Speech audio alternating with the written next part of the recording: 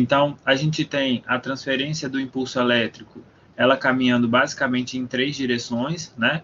Então, o impulso, né, os íons, eles vão sendo levados por toda a extensão do axônio, mas eles também vão sendo perdidos, né?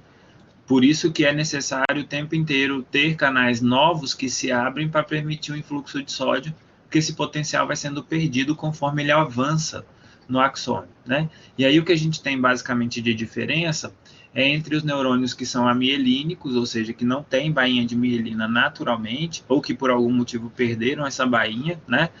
Como é o caso, por exemplo, da sinomose, que causa esse tipo de quadro, né? De desmielinização. Então, esse impulso ele segue nesse sentido, né, do corpo neuronal até a extremidade, os botões sinápticos lá nos neurônios, nas terminações axonais, né, e, ao mesmo tempo, esse impulso, né, ou esse potencial, ele vai sendo perdido aqui, né. A gente até falou na aula passada do esquema lá do cano, né, fizemos uma analogia com um cano cheio de buracos, então ele vai perdendo isso daqui.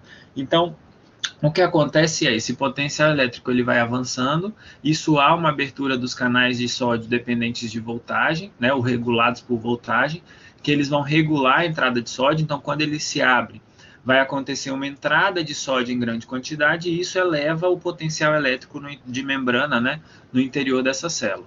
Esse potencial elétrico que está nessa localidade, nessa região 1, ele vai excitar né, já está ali próximo, mas ele vai excitar a área próxima, a área seguinte do axônio. Então, nesse caso aqui, essa transmissão de impulso, ela sempre vai acontecer nessa única direção, do corpo em direção à extremidade posterior dos axônios, e lá para trás a gente vem tendo alterações também, que é a abertura dos canais de potássio, né, que tentam restabelecer o potencial elétrico dentro da célula. Porque se a gente for lembrar, né, ó, em condições normais, em condição de repouso, aqui dentro eu vou ter muito potássio, aqui fora eu vou ter muito sódio, né? Então, quando eu abro canais de sódio, por diferença de concentração, o sódio entra.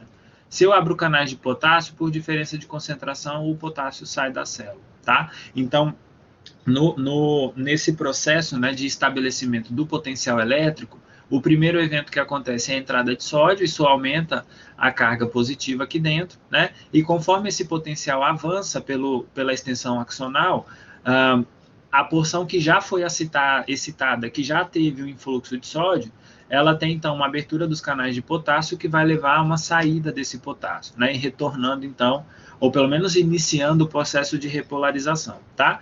E aí isso vai seguindo pedacinho por pedacinho nesse neurônio que é amielínico, né? Então, cada porção daquela é como se a gente tivesse um cano cheio de buraquinho, né? Esse potencial se perde e aí é preciso gerar um novo potencial e esse potencial tem início nos canais de sódio regulados por voltagem, tá? E aí, a diferença básica nesses neurônios amielínicos para os neurônios mielinizados é que, nesse caso aqui, esses neurônios, como eles não têm nenhuma capa, nenhum envoltório, eles precisam fazer isso por toda a extensão, né? De novo, eu volto naquele negócio lá. É como se a gente tivesse um monte de buraquinho aqui, ó, e isso faz com que esse impulso elétrico se dissipe. Então, o neurônio precisa trabalhar muito mais para jogar sódio para dentro, para manter o potencial elétrico ali, tá? Então, de certa forma, como isso precisa ser feito pedacinho por pedacinho, apesar disso demorar milésimos de segundo, o neurônio precisa fazer isso por toda a extensão axonal. Então, é um tipo de transmissão de impulso que ela acaba demorando um pouco mais para acontecer quando a gente compara com aquele impulso saltatório, né, que são característicos dos neurônios mielínicos. Aqui, da mesma forma, ó, se a gente for pensar a transmissão, a passagem do impulso, ela segue o corpo axonal, mas ela também é perdida, né, pelas paredes desse axônio, pela membrana celular aqui. Então, o que acontece? Nesse caso aqui, como existe a mielina, né, que vão formar barreiras, é como se eu passasse uma fita ao redor de alguns furos, né, de alguns buracos lá no meu cano, isso faz com que o que vai chegar lá na frente chega de uma forma mais rápida e chega em uma quantidade muito maior, porque se perde menos potencial elétrico, né? Então, esse potencial, esse sódio, esses íons, eles passam por entre a mielina, né, e conseguem excitar um pedaço mais à frente desse axônio. Então, por isso é chamado de transmissão ou de impulso saltatório, porque ele salta um pedaço, que é aquele pedaço que está envolto por mielina, não tem canais que trocam íons com o meio. Então, isso avança muito mais rápido, é como se eu tivesse duas partes, quando eu comparo lá com aquele outro que é amielínico, né, como se eu tivesse duas partes trabalhando ao mesmo tempo. Então, eu meio que dobro a velocidade desse impulso elétrico, tá? E aí, quando chega nessa parte que está aberta, que são os canais de Ranvier, né, ou nodos de Ranvier, o que acontece acontece um escape desse potencial elétrico, então precisa haver de novo uma excitabilidade dessa região, né, que é o que a gente está vendo aqui embaixo, e acontece então o influxo de sódio. Lembrando que o que fica lá para trás, onde o impulso já passou, abrem-se os canais de potássio dependentes de voltagem e eles permitem o efluxo de potássio, né? Então, quando os canais de potássio abrem, né, de novo, o que vai acontecer é o potássio sai e no que ele sai, ele leva consigo essa polaridade positiva que ele tem, né? E em função disso, a carga elétrica dentro da célula ela tende a ficar menor, né? E é lógico, esse é o primeiro mecanismo que é ativado pela célula, a abertura dos canais de potássio, mas a gente tem que lembrar que aqui nessas paredes a gente também tem bomba de sódio e potássio, né? Que tiram lá três moléculas de sódio para duas de potássio que ele bota para dentro. Então, no final das contas, eu vou ter um desbalanço negativo, né? Então, isso volta ao potencial de repouso, o potencial elétrico negativo no interior do neurônio, tá? Então, basicamente, essa é a característica, né, desses tipos de canais e dessa diferença, dessa troca, né, de potencial elétrico ali no interior, tá? E aí, ó, o que normalmente está relacionado com isso, né? Tudo bem até aqui, pessoal? Se te perguntar, tá claro como acontece essa troca iônica na passagem lá por todo o axônio?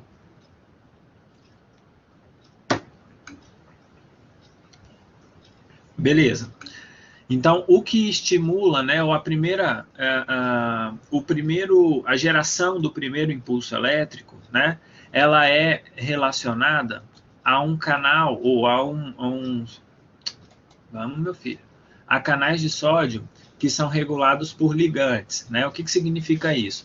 Como a gente sabe que a maioria das sinapses elas são do tipo química, né? Elas dependem de alguma substância, algum neurotransmissor para que haja a geração de um impulso elétrico, né?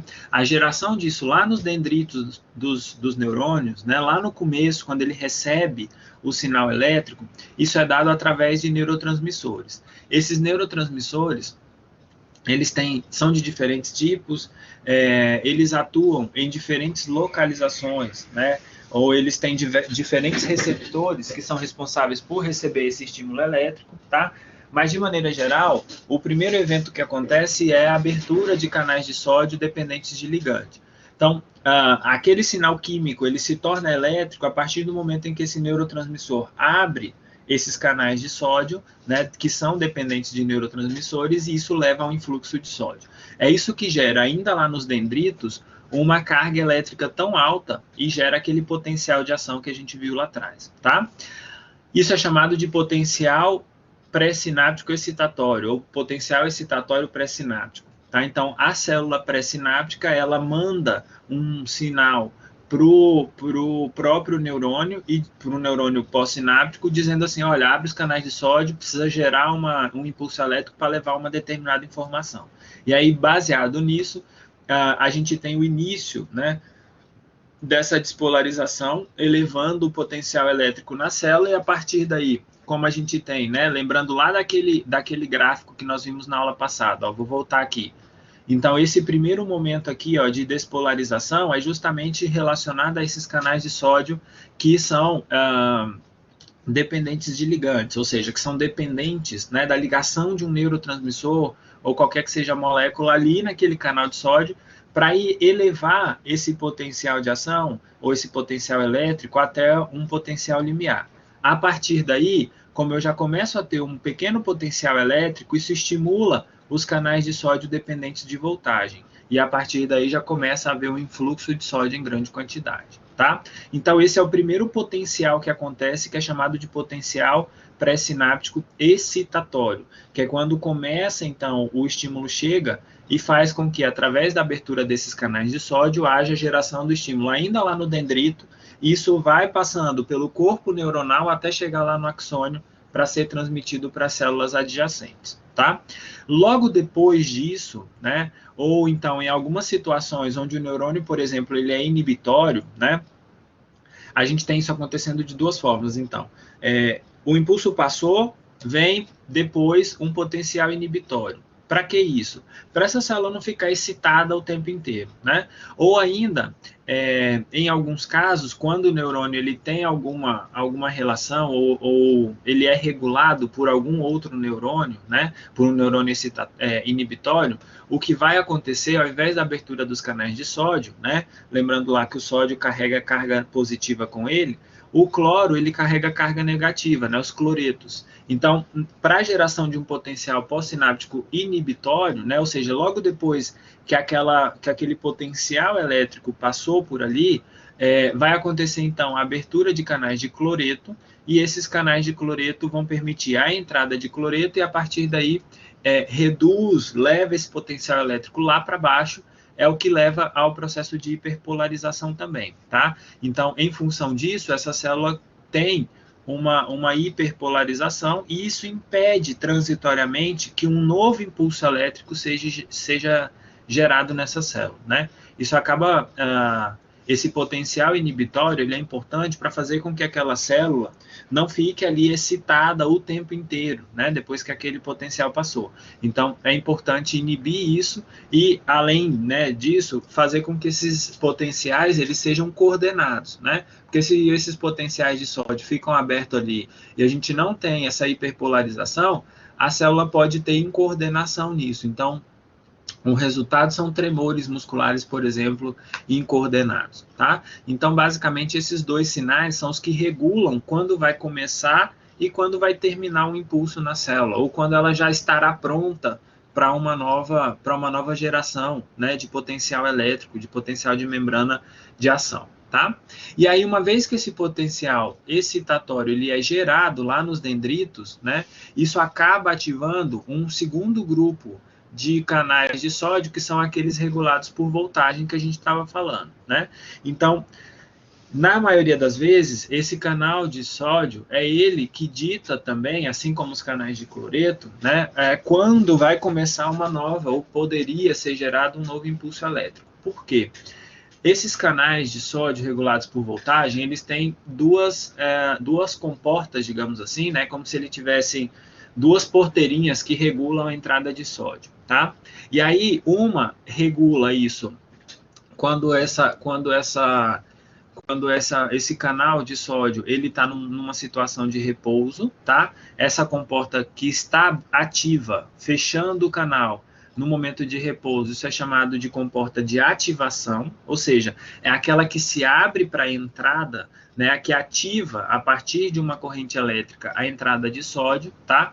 E a outra comporta é chamada de comporta de inativação, que é aquela que depois que o sódio entra, né, e aí gera-se então esse potencial elétrico de ação passa por esse lugar, é essa comporta de inativação que vai, como o próprio nome sugere, inativar esse canal de sódio, tá? Então, a gente tem as duas trabalhando de forma alternada, né? Uma para permitir a entrada e a outra para impedir ou barrar, né? Frear essa entrada de íons que começa a ser exagerada, né? Então, quando o impulso elétrico, por exemplo, ele passa por aqui, né?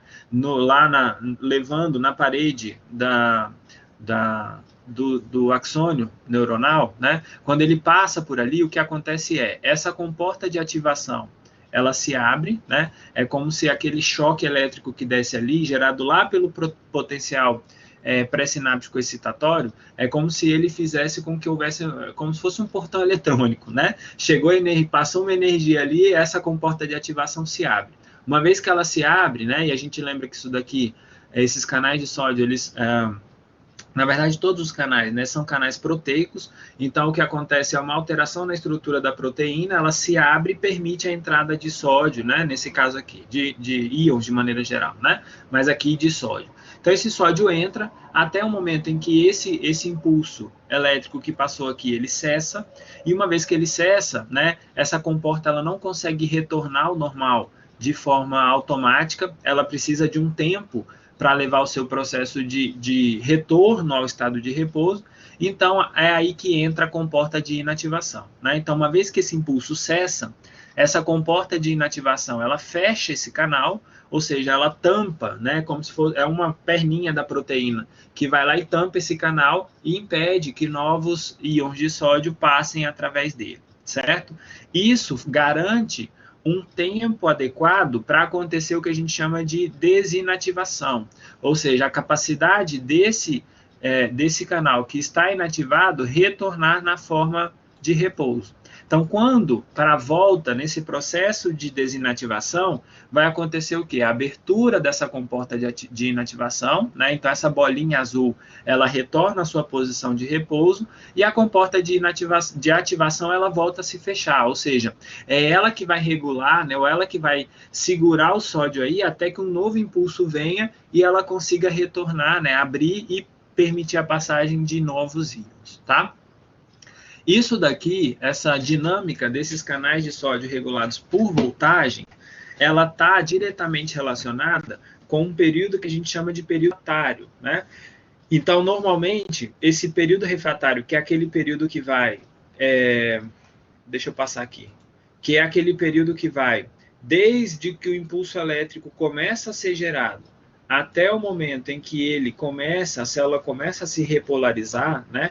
Nesse período, então, que é dividido em período refratário absoluto e relativo, né? Num primeiro momento, nesse momento aqui, ó, o que a gente tem esses canais de sódio, eles ainda estão naquele período inativo, né? Então, a gente, logo depois que ele atinge o pico, né, eles começam a se fechar, a ser inativados. Então, isso impede, né, a eletricidade que a gente tem aí, né, o potencial de membrana de ação, que é bastante alto, ele impede com que um novo período seja formado aqui nesse espaço. Tá? Isso é o que a gente chama de período refratário absoluto. É quando os próprios canais de sódio dependentes de voltagem, né? Primeiramente porque eles estão abertos e vão permitir a entrada de uma grande quantidade de sódio. Então aí a gente já tem um potencial elétrico bastante alto e uma outra descarga não conseguiria gerar um novo potencial elétrico. Tá? Então isso é o que a gente chama de período refratário absoluto. Nesse caso, pessoal, nesse período aqui, né, onde o impulso elétrico ele começa a ser gerado até o momento em que começa o processo de repolarização, não existe nenhuma possibilidade de um novo impulso se sobrepor a esse, tá? Ou seja, não tem nenhuma possibilidade de uma nova excitação nessa célula gerar um novo potencial de ação, tá? Então, isso não acontece nesse primeiro momento em hipótese alguma, justamente porque esse período refratário, né, esse aumento do potencial de ação até esse momento que ele começa a retornar, né, ainda tem grande quantidade de canais de sódio abertos, e os canais de potássio, eles começam a se abrir aqui no final, para que haja uma redução, né, desse potencial de repouso. O que acontece é, quando eu tenho esse potencial, né, esse potencial de ação retornando para a normalidade, se repolarizando, esse período refratário continua por mais alguns milissegundos, que isso é chamado de potencial ou de período refratário relativo. Tá? O que acontece nesse período refratário relativo?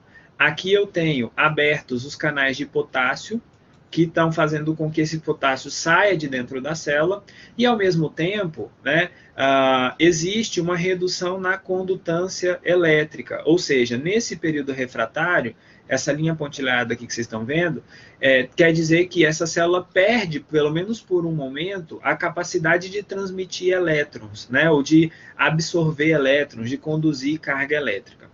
A partir disso, o que acontece? Nesse período refratário, apesar de não ser impossível a geração de um novo impulso elétrico, é muito difícil que ele aconteça. Até porque, quando o canal de potássio está aberto, não adianta nada ele botar sódio para dentro, né, se porventura ele conseguir botar sódio para dentro, porque a célula está jogando potássio para fora. Então, ele ganha elétrons, mas ele também perde. Tá? Então, em função disso, esse período refratário ele se estende por um pouco mais.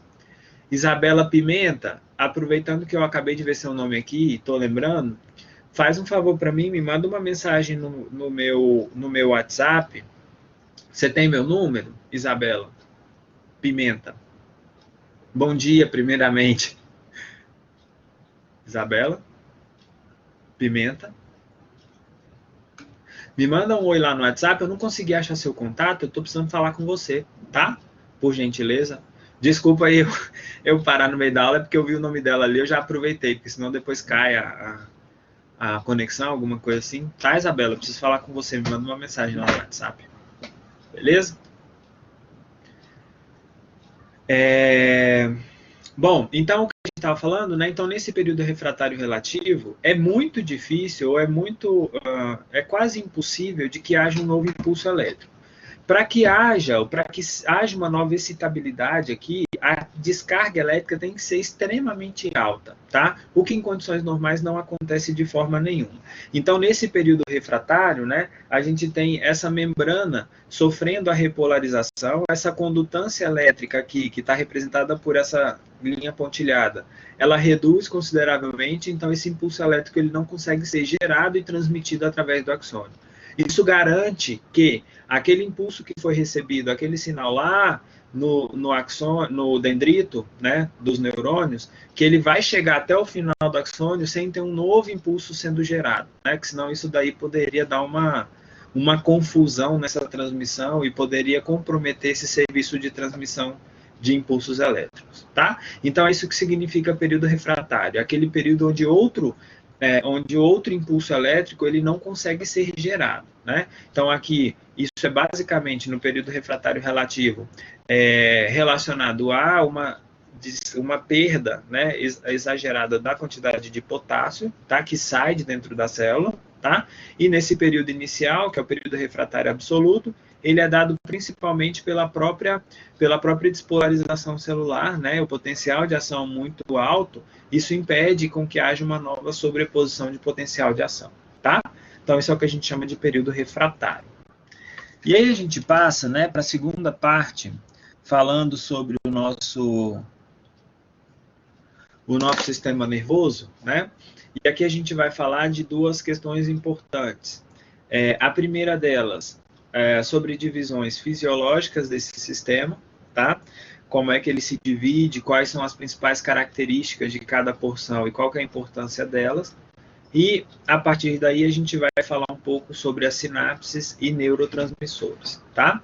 Então, qualquer coisa vocês podem me parar aí ao longo do tempo, né? Mas eu achei importante a gente falar um pouco sobre essa divisão do sistema nervoso, porque talvez isso não está muito claro na cabeça de vocês, né? E às vezes isso pode, por ser uma parte tão importante, pode ser que fique alguma dúvida, tá? Então resolvi colocar aqui essa parte relacionada, né, às condições, né, a divisão fisiológica do sistema nervoso, tá? Então, quando a gente pensa do ponto de vista anatômico e do ponto de vista fisiológico, o sistema nervoso ele se divide em duas partes, né? O sistema nervoso central, que é dado pelo encéfalo e a medula espinhal, né, que é toda aquela parte onde está a maioria dos corpos neuronais, né, que estão localizados dentro de partes ósseas para proteção, porque são órgãos extremamente friáveis, né? São bem molinhos, se desfazem com uma certa facilidade, então precisam ficar num local bastante protegido, né? Então, essa parte do sistema que é responsável por interligar, né, todas as questões racionais ou mesmo irracionais, mas de regulação do organismo, né, com a parte periférica onde a gente tem todos os sensores, né, que conseguem fazer essa interação do organismo do animal com a parte ambiental, né? Então, é esse encéfalo e a medula espinhal que recebem, acabam entendendo essa mensagem, né, e a partir daí retornando uma resposta, seja ela motora, né, geralmente é motora, ou para secreção, ou para qualquer que seja outra coisa. Tá? Então, é essa parte do sistema que está relacionada com o comando de todas as funções orgânicas. Tá?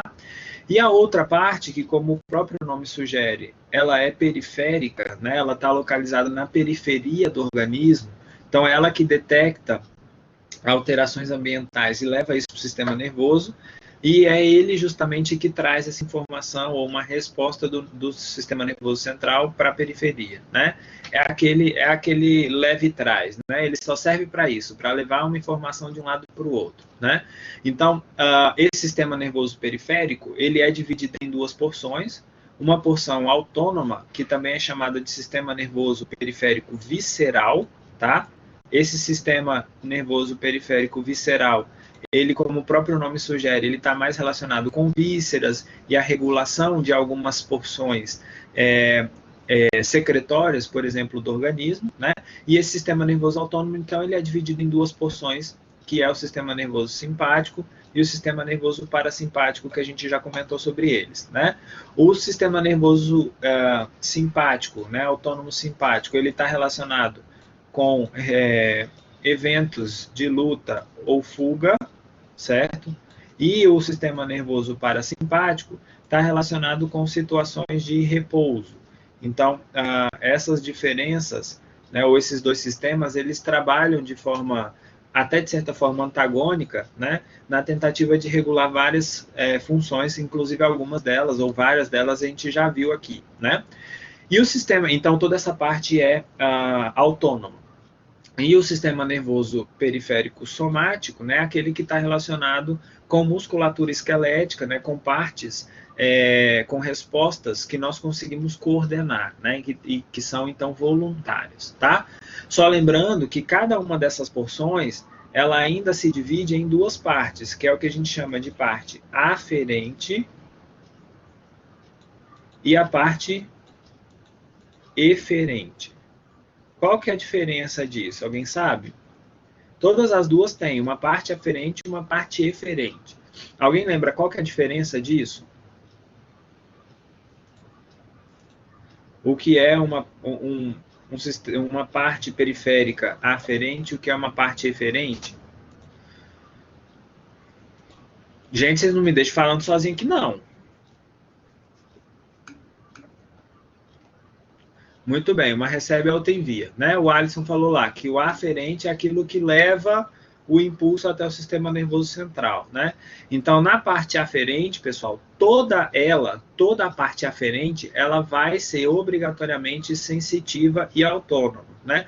Eu não escolho sentir dor, eu não escolho sentir frio, né? Eu simplesmente sinto. Por quê? Os receptores da pele, eles levam essa informação ao sistema nervoso central. Daí, então, tanto para o sistema nervoso autônomo quanto para o somático, a parte aferente, ela é toda autônoma, tá? Independente dessa porção que a gente tem. Agora, o que muda é a porção eferente. Então, essa porção eferente, no caso do somático, a gente escolhe, ela é voluntária, né? E está relacionada normalmente com a inervação de nervos periféricos, né? De nervos que inervam o músculo esquelético, por exemplo, tá? Então, toda essa parte voluntária está relacionada com essa porção, e a porção autônoma, né? Que é também considerada a porção visceral, é ele que regula, por exemplo, as musculaturas lisas do organismo, as glândulas, né?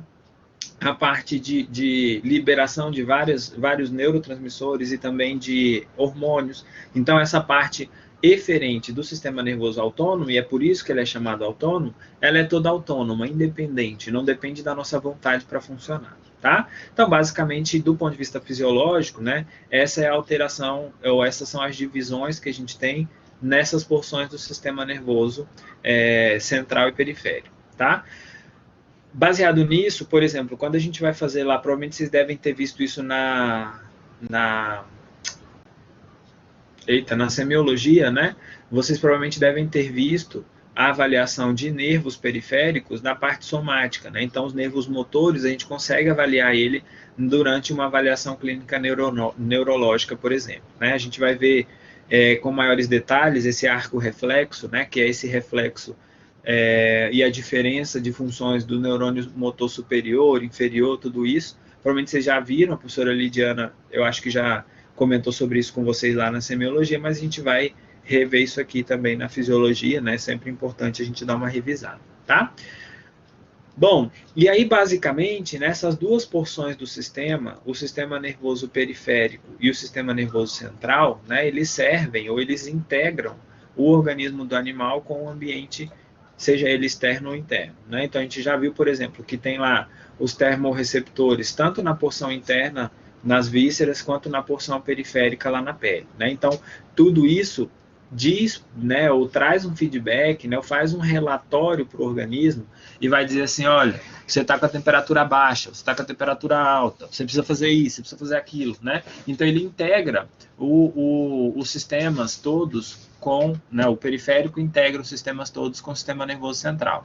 Então, o que ele faz é, leva toda a informação sensorial, tá? Então, só lembrando, independente da porção, se é somática ou se é autônoma, essa porção do sistema nervoso periférico, ela é a parte aferente, né? Então, aqui eu tenho parte aferente, ela vai ser sempre autônoma, tá? Então, porque eles são neurônios sensoriais, certo? A partir daí acontece uma integração no sistema nervoso central, ele consegue receber e interpretar esses impulsos e a partir daí gerar uma resposta que pode ser consciente ou não, e a partir daí há uma ativação dos neurônios eferentes, que são geralmente motores, né? Ou estimulam alguma secreção, né? Os secretórios. Então, nessa parte eferente, quando é de novo, né, um músculo esquelético, isso é voluntário. Quando é uma musculatura cardíaca, uma musculatura lisa, uma glândula, isso vai de forma involuntária ou de forma autônoma, tá? Então, basicamente assim, os dois sistemas eles se integram na tentativa de entender um estímulo e levar uma resposta para aquele estímulo, sendo ela autônoma ou não, tá? E aí, quando a gente olha as diferenças disso do ponto de vista fisiológico, né, nós conseguimos perceber tanto diferenças no tamanho desses neurônios. Espera, deixa eu botar um retângulo aqui separando as duas coisas. Então, aqui dentro, ó, eu tenho a parte somática, tá? E na parte de baixo aqui, a gente tem toda a parte autônoma, certo? Vou colocar um quadradinho aqui para ficar melhor de vocês verem. Pronto. Então, olha só, a primeira diferença entre essas duas porções, né, a parte somática e a parte visceral, ou parte autônoma, se dá no número de neurônios que levam essa informação, ou trazem essa informação, a partir do sistema nervoso periférico para o sistema nervoso central e vice-versa, tá? No caso do sistema nervoso somático, né, que são aqueles neurônios motores, eles estão diretamente relacionados com a transmissão de impulso em um único neurônio. Então, esses neurônios que saem lá nos nervos, que vão inervar a musculatura esquelética, eles são extremamente longos, né? E são neurônios motores que estão dentro de nervos, né? E inervam esses nervos periféricos todos que inervam e são responsáveis pelo movimento esquelético, né? Do músculo esquelético. Então, uma característica é, o corpo do neurônio ele sempre vai estar dentro do sistema nervoso central, para todo mundo, tá? Ou ainda dentro de gânglios, no caso do sistema nervoso autônomo. Então, essa é uma das diferenças. No caso do somático, não existem interconexões neuronais. O neurônio que sai lá dos nervos intercostais, por exemplo, são aqueles que vão chegar com os axônios até na musculatura, no órgão efetor deles, tá? E a partir daí, ele se liga direto na musculatura, lá na junção neuromuscular, né, que é onde tem a liberação do neurotransmissor, que no caso de um movimento voluntário, né, do caso do sistema nervoso periférico somático, esse neurotransmissor utilizado ali vai ser sempre acetilcolina, ou seja, os receptores para essa contração muscular, eles vão ser sempre nicotínicos, né? E vão ser do tipo alfa ou beta colinérgicos, alfa, beta ou gama colinérgicos, né? Que são aqueles que estão relacionados com uma ligação de acetilcolina para que haja o processo de contração muscular. Então, a primeira coisa que a gente vê é isso. Não há sinapses ganglionares aqui no sistema nervoso somático, periférico somático, tá? O neurônio que sai lá dos espaços intercostais, lá do sistema nervoso central, é ele que vai se prolongar até a junção neuromuscular. O que é o contrário do sistema nervoso autônomo, né? Que a gente tem um neurônio saindo do sistema nervoso central e leva a informação até um gânglio, que dependendo do tipo de sistema que a gente tem, esse gânglio vai ser próximo, logo ali próximo à saída da medula espinhal e, em alguns outros casos, ele é um pouco mais distante. Então, de maneira geral, os gânglios parasimpáticos, eles são mais próximos às células efetoras, tá? Então, o neurônio pré-sináptico, que é esse roxinho aqui, ele geralmente é maior na via parasimpática, e o neurônio pós-sináptico, que é esse outro roxinho aqui na frente, ele é bem curtinho, bem mais curto, tá? Normalmente, dentro desses gânglios, o neurotransmissor efetor, ou seja, o que vai levar o impulso, né, o que vai transmitir a informação do neurônio pré para o neurônio pós, é sempre a acetilcolina, tá? Também presente nesses dendritos neuronais estarão os neurônios, né, os receptores nicotínicos que se ligam, né, ou que recebem a ligação de acetilcolina para gerar um novo impulso, tá? No caso do sistema nervoso simpático, esses gânglios, ó, que são representados por essas bolinhas, eles são logo após a saída, né, do axônio neuronal do sistema nervoso central. Então, a partir daí, quando ele sai ali, próximo ainda dos espaços intervertebrais, a gente tem a presença de gânglios, né? Que esses gânglios, pessoal, eles têm estrutura e organização semelhante à organização do sistema nervoso central, né?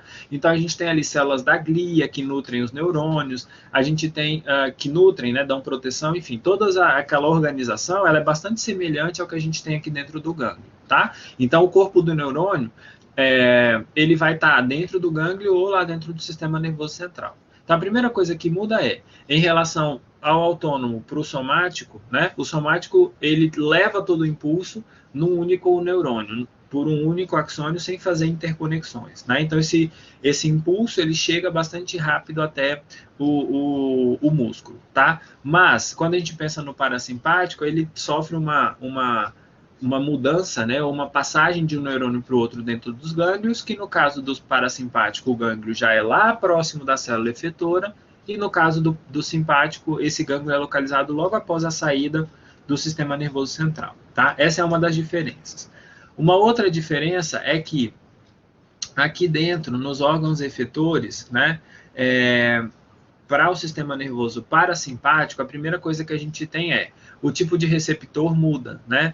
Lá atrás, no caso dos músculos, eles são do tipo nicotínicos, ou seja, estão relacionados geralmente com influxo iônico, né? O do tipo muscarínico, ele geralmente está relacionado com um outro estímulo que leva à ativação de proteínas, né? E algum outro sinalizador celular para que haja realmente a efetividade desse impulso nervoso, tá? Então, uma das coisas que muda é justamente essa.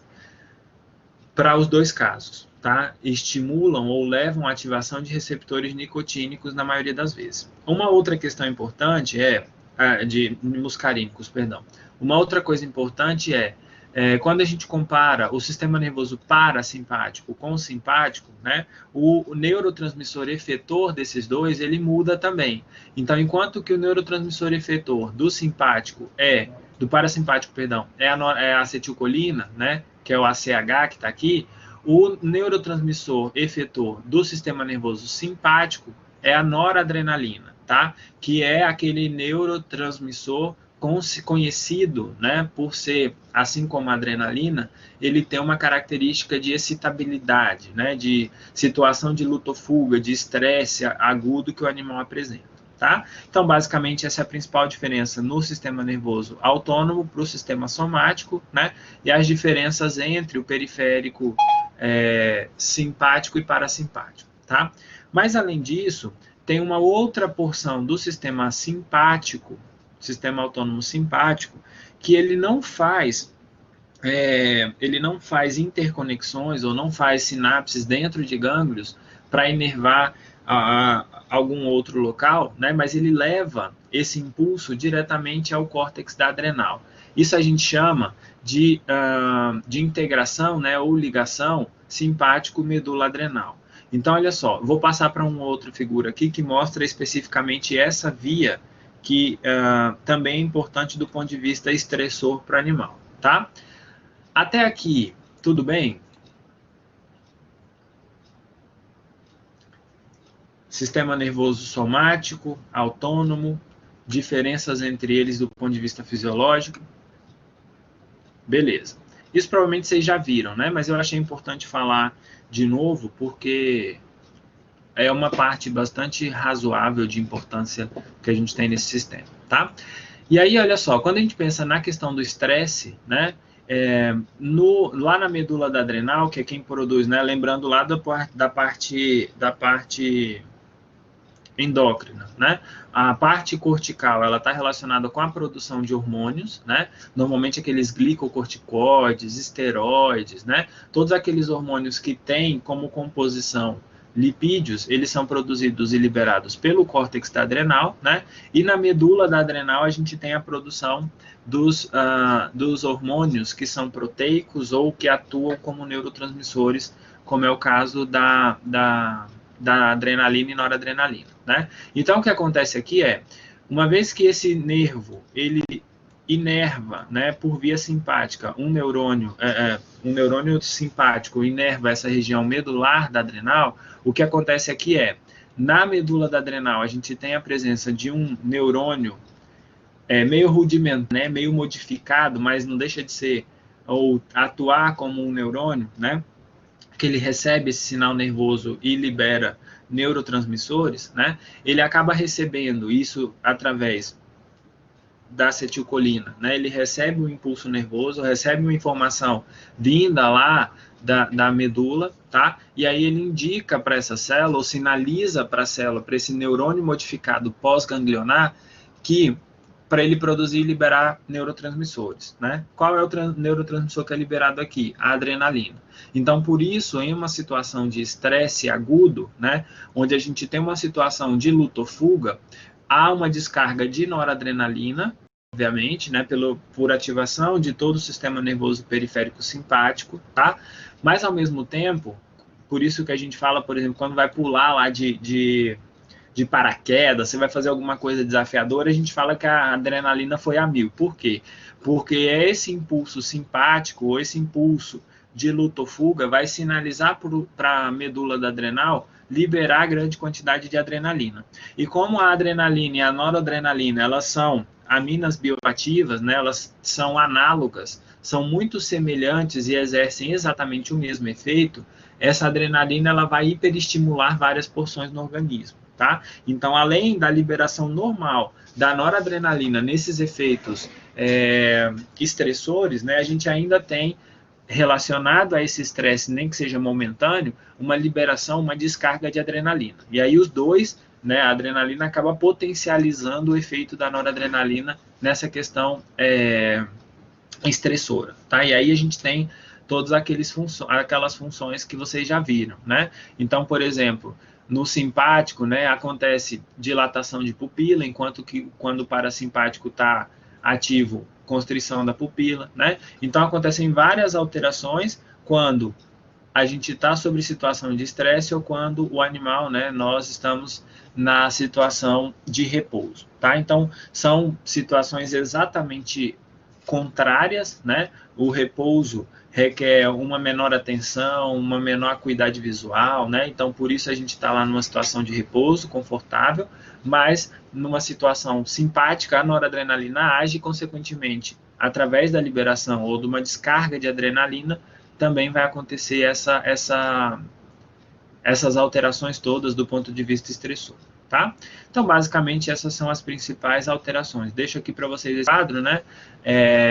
Apesar dele estar em inglês, eu achei essa figura bem interessante, porque ela traz as ações e quais são os receptores presentes em cada uma dessas porções, né? Relacionados com, por exemplo, dilatação de pupila, glândula salivar, coração, arteríolas, né? Pulmões, trato digestivo. Então, não é nada impossível que, às vezes, se vocês não estão habituados a esses termos em inglês, dá para pesquisar rapidinho, procurar a tradução, tá?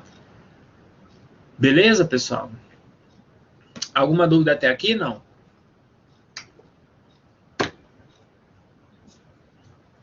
Eu acho que esse povo tá tudo debaixo de coberta e não quer perguntar nada, né? Tá lá só existindo. Mas tá bom, vamos seguindo. Então, a interligação, né, ou a comunicação, digamos assim, entre esses neurônios, entre essas células nervosas, isso se dá através de uma comunicação sináptica, né, ou através de uma sinapse. Essa sinapse, ela ela pode ser de duas formas, a gente vai falar isso daqui a pouco, né? Mas na maior parte das vezes, para a maioria dos nossos órgãos, né, e do sistema nervoso como um todo, ela é do tipo química, tá? Com algumas raras exceções, como por exemplo o músculo estriado cardíaco e o músculo liso de vasos, de vários outros locais, né, do trato digestório, eles acabam não tendo tendo menos sinapses químicas e tendo mais sinapses elétricas, tá?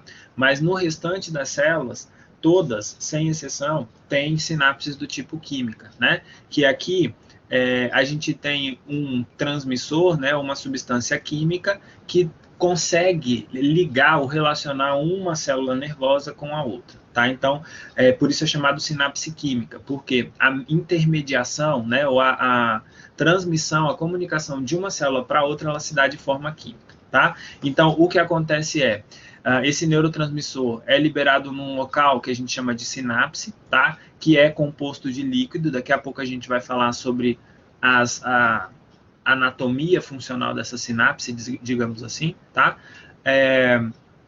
Então, esse neurotransmissor ele é liberado aqui e, consequentemente, ele vai agir ou na célula-alvo ou no próximo neurônio, na tentativa de levar esse impulso elétrico, tá? Então, ou pode ser de um neurônio a outro, ou pode ser também através de uma fibra muscular, qualquer que seja a transmissão, isso vai acontecer através de neurotransmissores, tá? Então, é sobre essa comunicação sináptica que a gente vai falar a partir de agora, sobre essas principais características e eu acho que não dá tempo, mas na próxima aula a gente finaliza com os receptores, tá? Bom, então, lá no livro do Dux, do capítulo que eu disponibilizei para vocês, ele traz essa imagem aqui que eu achei bem interessante, apesar da qualidade não estar muito boa, né? E ser uma imagem antiga, porque olha o tamanho desse computador, né? O tamanho desse monitor.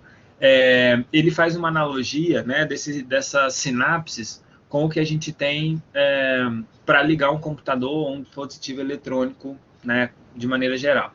Então, por exemplo, é como se o ligante, né, o neurotransmissor, fosse o nosso dedo que aperta lá um botão para ligar o computador, para ligar a tela do celular, né? E aí quem recebe, no caso lá o botão, ele analogicamente falando assim, né, ele se assemelha a um receptor, né? Então, quando eu aperto um botão lá para ligar, ele recebe aquela informação que eu estou falando para ele, vai sentir, olha, eu preciso ligar, né? E a partir daí, isso leva a vários efeitos, né, que vão levar a alterações no estado funcional do neurônio. Então, aquele neurônio se excita, por exemplo, né, tem abertura de canal iônico e tudo mais, e a partir disso, isso dá uma resposta biológica. Tá? Então é a mesma coisa, eu ligo lá um computador, daí eu começo a abrir um programa, o programa me mostra uma tela e por aí a gente vai, tá? Então basicamente essas sinapses, né, dependentes de substâncias químicas, elas acabam levando em consideração esse ligante e levam a várias alterações celulares que vão levar àquela resposta efetora, seja para contração muscular, seja para secreção de alguma substância, de algum hormônio. Então isso depende, né, dessa ligação desse ligante com o receptor celular, e a partir daí o que muda basicamente é o tipo de receptor que a gente tem e, consequentemente, o tipo de resposta que a célula vai receber, né, e interpretar, e quais são as consequências disso no interior da célula, tá? A gente estava falando então das sinapses, né, começamos a falar sobre as sinapses, e aí a gente fala um pouco mais detalhado sobre como são essas sinapses e como elas acontecem, tá? Então, primeiramente, quando a gente pensa em sinapse, sobretudo do tipo química, né, é bom que a gente entenda essa anatomia de uma sinapse, porque a gente vai usar esses termos o tempo inteiro, né? Botão sináptico, fenda sináptica, neurônio pré, neurônio pós-sináptico, enfim. Então, é importante que a gente conheça bem uma sinapse. Então, aqui, ó, a gente tem um neurônio, aqui a gente tem um neurônio recebendo, né, nos dendritos lá, uma série de informações, né, cada pontinho desse daí é um botão sináptico de algum outro neurônio, né, então essas sinapses elas acabam chegando, principalmente naqueles circuitos que são unidirecionais, né, eles acabam chegando, na verdade multidirecionais, perdão, eles acabam chegando de vários locais, né, e ele é dirigido, né, ou a resposta disso para um único axônio, tá? Então, quando a gente olha essa sinapse, nós temos que entender, primeiro, aqui a gente tem um axônio, certo? Que está vindo lá trazendo essa resposta, seja para uma célula muscular, seja para uma glândula, seja para qualquer que for o tecido, tá? Então ele vem trazendo essa informação elétrica, e essa informação elétrica, ao chegar aqui, né, ela se transforma ou ela dá origem a um impulso químico. Então, essa porção toda dilatada que a gente vê aqui, ó, no neurônio pré-sináptico, então toda aquela célula que está antes da sinapse, ela é chamada de pré, e toda aquela que está após a sinapse é chamada de pós, tá? Então, na célula pré-sináptica, isso vai ser sempre um neurônio. Na célula pós-sináptica, pode ser um neurônio, mas podem ser também alguma célula efetora, como por exemplo o músculo, como por exemplo uma glândula, né, que vão fazer ou responder, né, a esses impulsos. Então esses botões sinápticos são essas dilatações, né, o dendrito ele vem bem fininho, então na porção final lá, onde tem a produção de neurotransmissores e a liberação disso, esse neurônio acaba se aumentando, tá? Enlarguecendo, né? Formando uma espécie de uma bolsinha ali, isso é chamado de botões sinápticos. Aqui nessa região do botão sináptico existe uma grande quantidade de mitocôndrias, existe, né, complexo de Golgi, retículo endoplasmático rugoso, porque a produção desses neurônios, desses neurotransmissores requerem um processamento, né, primeiro uma grande quantidade de síntese proteica e segundo, uma grande necessidade ou capacidade energética dessas células, porque toda essa produção de neurotransmissores gasta energia, ou seja, custa caro para esse indivíduo aqui, tá? Então, a partir disso, né, depois desse neurônio pré, né, desse botão sináptico, nós temos aqui algumas vesículas com neurotransmissores, né, que também são chamadas de vesículas sinápticas. São dentro dessas vesículas que os neurotransmissores são armazenados transitoriamente, né? Então, a célula não produz neurotransmissor somente naquela hora que ela precisa liberar. Então, conforme esse organismo vai produzindo, ele vai estocando, né, dentro dos botões sinápticos ou próximos a esses botões sinápticos, algumas vesículas contendo neurotransmissores. Isso garante que, na hora que o impulso chega, ele já consiga ser transmitido, porque ele consegue manter um estoque, né, de grande quantidade de neurotransmissores ali paradinho, só esperando o momento da liberação, tá? Então, todas essas vesículas, né, e é importante que o neurônio ele tenha essa condição, que ele mantenha esse estoque sempre alto, porque não dá tempo. Na hora que o impulso elétrico chega, precisa liberar, né? Então, é preciso ter um bom estoque ali dentro dessas vesículas. A partir daí, então, esses neurotransmissores, quando são liberados, eles são liberados em uma estrutura que é chamada de fenda sináptica. A fenda sináptica é o local, né, ou um espaço que existe entre o neurônio pré e a região pós-sináptica, né, que pode ser um neurônio ou não. Então, esse espaçozinho em branco que a gente tem aí, né, que é preenchido por fluidos, isso não fica lá sem nada, preenchido por ar, é preenchido por fluido, até porque essa substância química do neurônio pré, ela precisa, ao ser liberada, chegar até aqui embaixo, né? Então, até a membrana do neurônio pós-sináptico. Então, por isso, a gente tem essa estrutura, né, ou essa fenda sináptica, preenchida por líquido intersticial, tá? E aqui embaixo, ó, deixa eu apagar que tá uma bagunça, né? E aqui embaixo, nessa região mais escurinha aqui, ó, isso é a região ou a membrana pós-sináptica. É nessa membrana pós-sináptica que estão presentes aqueles receptores, normalmente, né, boa parte deles, canais de sódio dependentes de ligantes, né, que vão favorecer a entrada de sódio, por exemplo, e a partir daí esse impulso chega na célula seguinte, tá? Então, isso daqui, o conjunto disso tudo, né, essa ligação, essa comunicação entre uma célula pré-sináptica e uma célula pós-sináptica, isso é chamada de sinapse, tá? E é sobre isso que a gente vai falar e com maiores detalhes o que acontece nesses eventos, tá?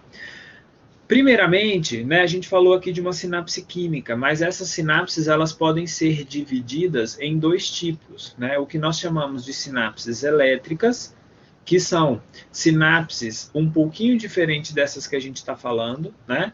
E as sinapses químicas, que são esse tipo celular que a gente acabou de ver ali atrás. Qual que é a diferença básica? Quando a gente olha uma sinapse química, né, que é o que a gente estava olhando lá, o impulso ele chega aqui como um impulso elétrico, né, com todas aquelas diferenças de potencial de membrana, por influxo de um íon, saída de outro, né? E, ao chegar nessa região da sinapse, esse impulso elétrico, ele dá origem a um impulso químico, né? Porque vai haver liberação de substâncias químicas, que é quem vai levar a informação do neurônio pré para a célula pós-sináptica, tá? Essa célula, ou essa substância química, através dessa mediação, né, dessa transmissão da informação, ela se liga aqui a um neurônio ou a uma célula pós-sináptica, né, no receptor, e a partir daí isso faz com que vai haver um influxo de íons, e esses íons elevam o potencial de membrana, ou seja, alcançam de novo o potencial de ação, e esse impulso segue para as células adjacentes, tá? Então, isso é uma sinapse química. É quando a gente tem um impulso elétrico que, para ele ser transmitido de uma célula para outra, ele primeiro, nesse pedacinho, na fenda sináptica, ele precisa ser convertido a um sinal químico para depois originar um novo sinal elétrico, tá? Um detalhe disso é que esse tipo de resposta a gente consegue controlar e modular, né? Vocês na farmacologia, provavelmente a professora Claudiane deve ter falado para vocês já, né? Ou está falando sobre alguns fármacos que agem nesses receptores, né? Então, alguns anestésicos, analgésicos, eles impedem ou a liberação dos neurotransmissores ou a ligação desses neurotransmissores aqui. Então, a gente consegue, como a gente consegue, por exemplo, imitar, digamos assim, né, um neurotransmissor para ocupar o locus dele lá, né, o espaço de ligação dele, ou ainda consegue controlar essa liberação de neurotransmissores, a gente consegue modular isso, por exemplo, através de medicamentos, né? Uma outra coisa é que a informação, normalmente, ela é um pouco lenta, certo? Então, isso acaba, né, eu preciso de um mediador químico, né, que ele vai transmitir, processar essa informação e levar isso para a célula seguinte, né? E uma outra coisa importante é que essa informação, ela vai ser sempre unidirecional. Então, eu tenho sempre esse sentido de transmissão de impulso, de um neurônio pré para um neurônio pós. Eu nunca tenho um efeito reverso. Isso daqui, ó, um neurônio pós levar uma informação para um neurônio pré-sináptico, isso não acontece de forma alguma, tá? Então, essas são as características das sinapses químicas, essas são as mais abundantes, estão localizadas em praticamente toda a porção do sistema nervoso no organismo do animal, exceto na musculatura lisa e no músculo estriado cardíaco, tá? Então, por isso, esses músculos, né? E no músculo esquelético, a junção entre eles também, né? A gente observa outro tipo de sinapse. Mas, de maneira geral, a sinalização, né, muscular no sistema nervoso central, entre glândulas e tudo mais, isso depende de sinapses elétricas, tá? De sinapse química, perdão. Um outro tipo de sinapse que é menos frequente, né, e que a gente observa em locais muito estratégicos, muito específicos, é o tipo de sinapse elétrica. Qual que é a diferença básica da sinapse elétrica para a sinapse química, né? Porque às vezes gera uma confusão, porque na nossa cabeça, uma sinapse, né, ou uma transmissão de impulso, por ela ser sempre elétrica, a gente não entende muito bem a diferença de uma sinapse elétrica para uma sinapse química. Então, olha só. Enquanto lá atrás, na sinapse química, aqui na nossa direita, a gente tem um neurotransmissor participando do processo, as células ficam mais distantes uma da outra, né? Para que haja essa passagem. Não, Isabela. A Isabela perguntou se um neurônio pode fazer dos dois tipos. Não. Veja bem, o tipo de sinapse química é o que a gente vê na maior parte do organismo. A sinapse elétrica, ela está presente somente em musculatura cardíaca e musculatura lisa, tá? É o mais comum, é o tipo mais comum que tem entre essas células. Por quê? Qual que é a principal diferença? No neurônio, então, não pode, tá? O mesmo neurônio fazer as duas funções. Ou ele faz sinapse química ou faz sinapse elétrica. Por quê? Porque a gente tem alterações conformacionais, ou seja, estruturais. A sinapse química, ela tem um espaço entre uma célula e outra, que é essa fenda sináptica, tá? No caso da sinapse elétrica, o que acontece é, lá na sinapse química a gente tem sinal elétrico vindo aqui, se transforma num sinal químico e volta a se tornar um sinal elétrico, né? No caso da sinapse elétrica, como o próprio nome sugere, esse sinal que é transmitido de uma célula para outra, ele é elétrico. Tá? Então, ele não tem mediadores químicos aqui nessa região da sinapse para que leve ou transmita esse impulso para a célula adjacente. Além disso, uma outra coisa que a gente pode perceber quando dá um aumento nessa fenda sináptica, né? A gente tem que, primeiro, essa fenda ela é muito mais curta, ou seja, as células elas estão literalmente grudadas uma na outra e ligando, fazendo uma conexão entre o neurônio pré e a célula pós-sináptica, a gente tem algumas estruturas proteicas que são chamadas de junções comunicantes, ou gap, ou junções gap, né, que o povo chama, que é do inglês, gap junctions. Então, essas junções comunicantes, ou essas ligações, esses canais proteicos que juntam as duas células, ele faz com que o íon que está presente despolarizando a célula pré-sináptica, que são esses íons aqui, vamos supor que isso é sódio, ele consiga passar diretamente de uma célula para outra, levando consigo o potencial elétrico que a gente tem nessa membrana.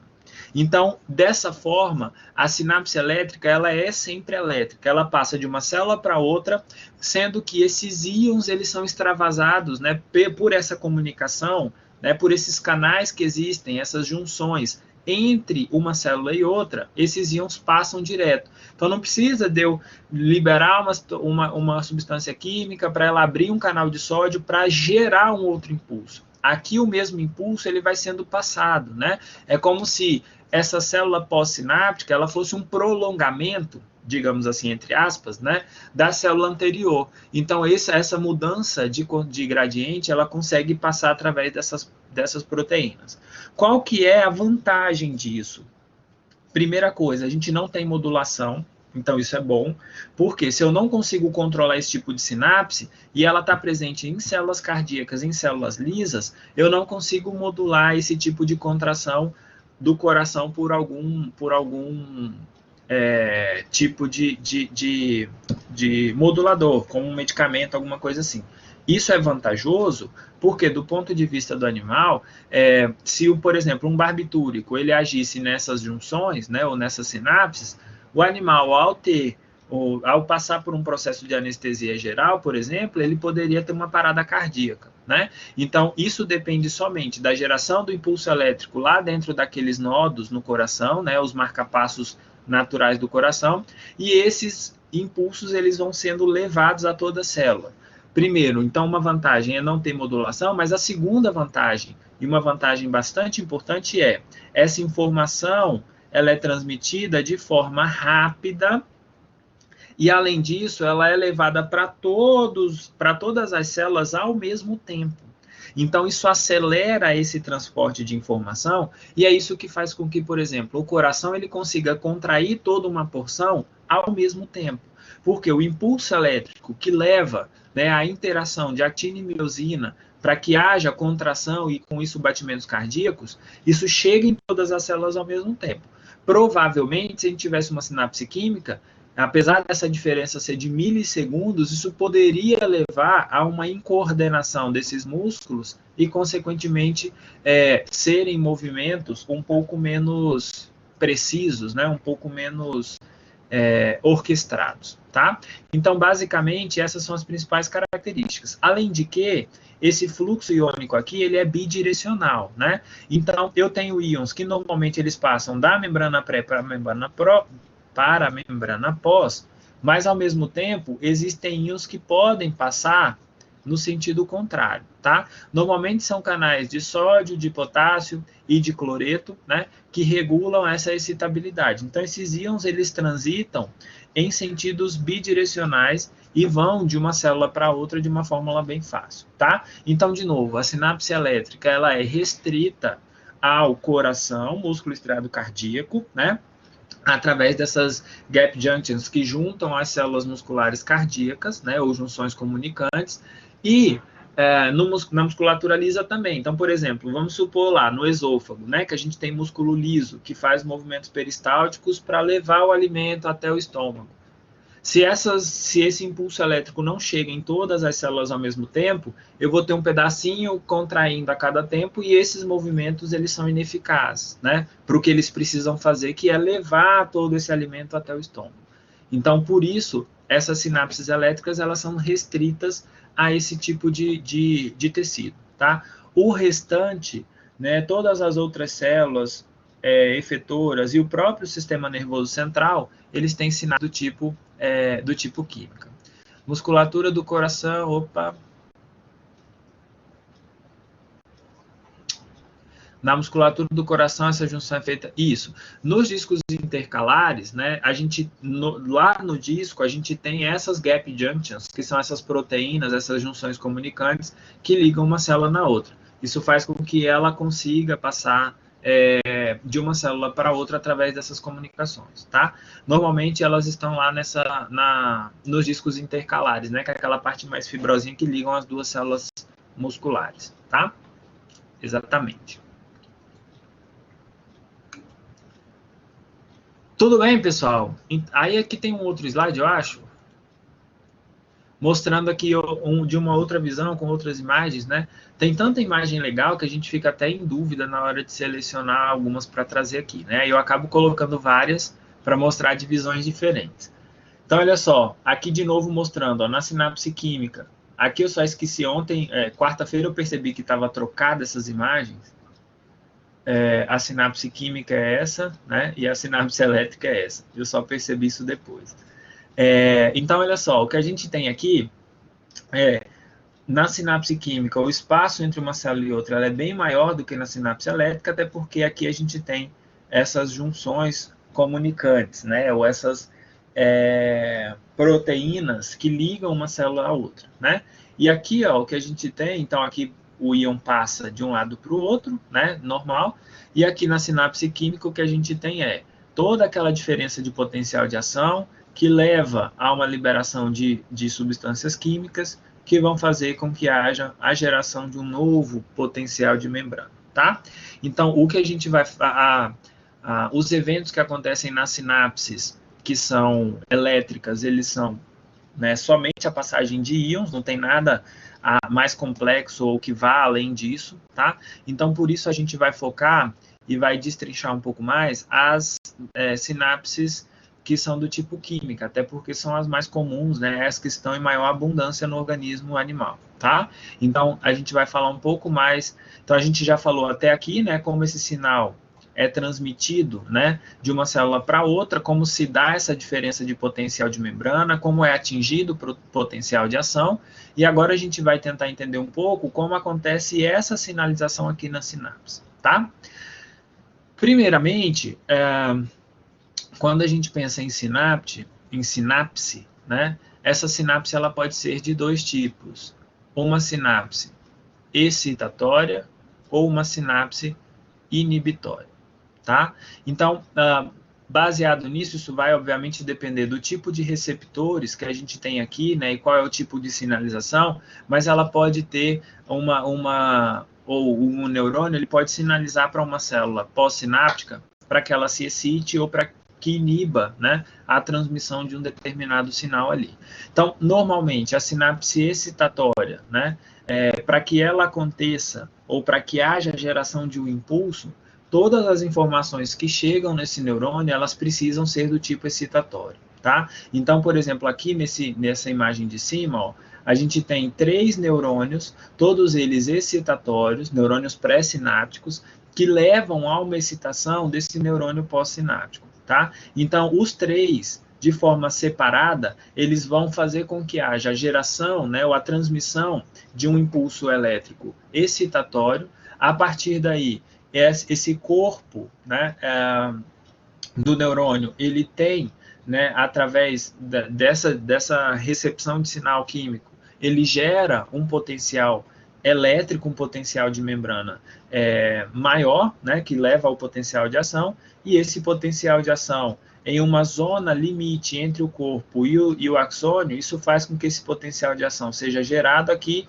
e seja transmitido para todo o axônio, tá? Então, essa excitação, ela depende da abertura de canais de sódio, tá? E, em alguns casos, se ela tem qualquer problema nisso e há, por exemplo, uma abertura dos canais de cloreto de potássio, pode haver uma depressão disso daqui, tá? Mas em condições normais está diretamente relacionado com esses canais de sódio e isso vai fazer com que haja uma alteração de várias questões metabólicas aqui dentro do corpo neuronal e isso vai fazer com que haja o aumento do potencial elétrico, né? Ou que atinja o potencial de ação nos axônios, isso vai ser levado até a célula seguinte, tá? Em contrapartida, a gente pode ter alguns neurônios que são regulatórios, que eles fazem justamente o oposto, um momento de inibição, tá?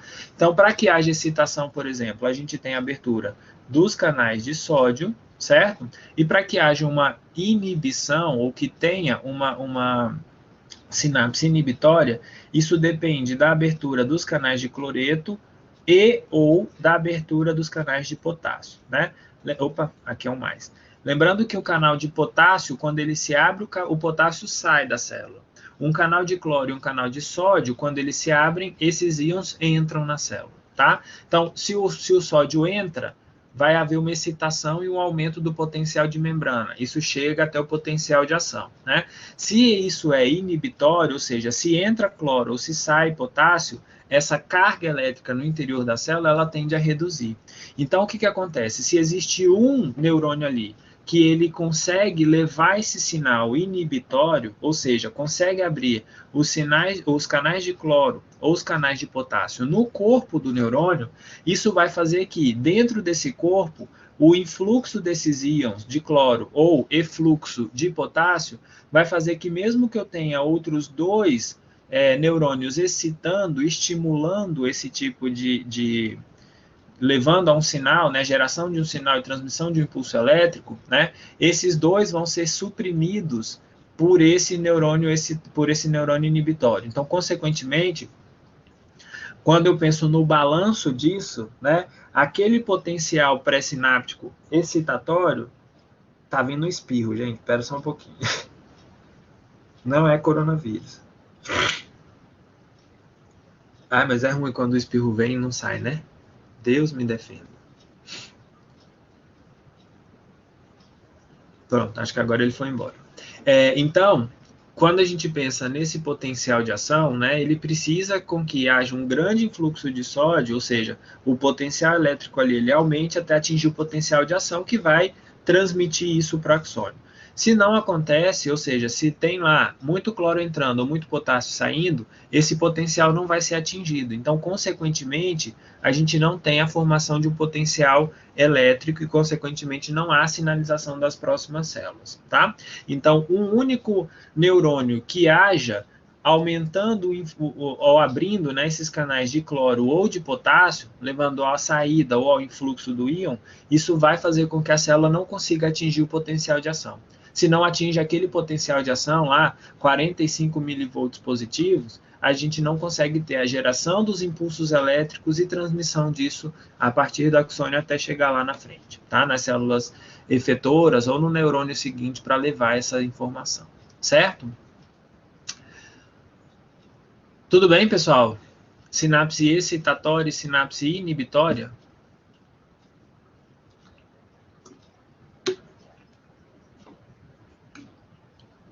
Beleza. E aí, ó, essas sinapses inibitórias, por exemplo, elas podem ser de duas formas também, né? A gente tem uma inibição que é dita pré-sináptica, ou seja, que é quando esse neurônio inibitório ele está localizado lá próximo da sinapse e a partir daí ele inibe, né?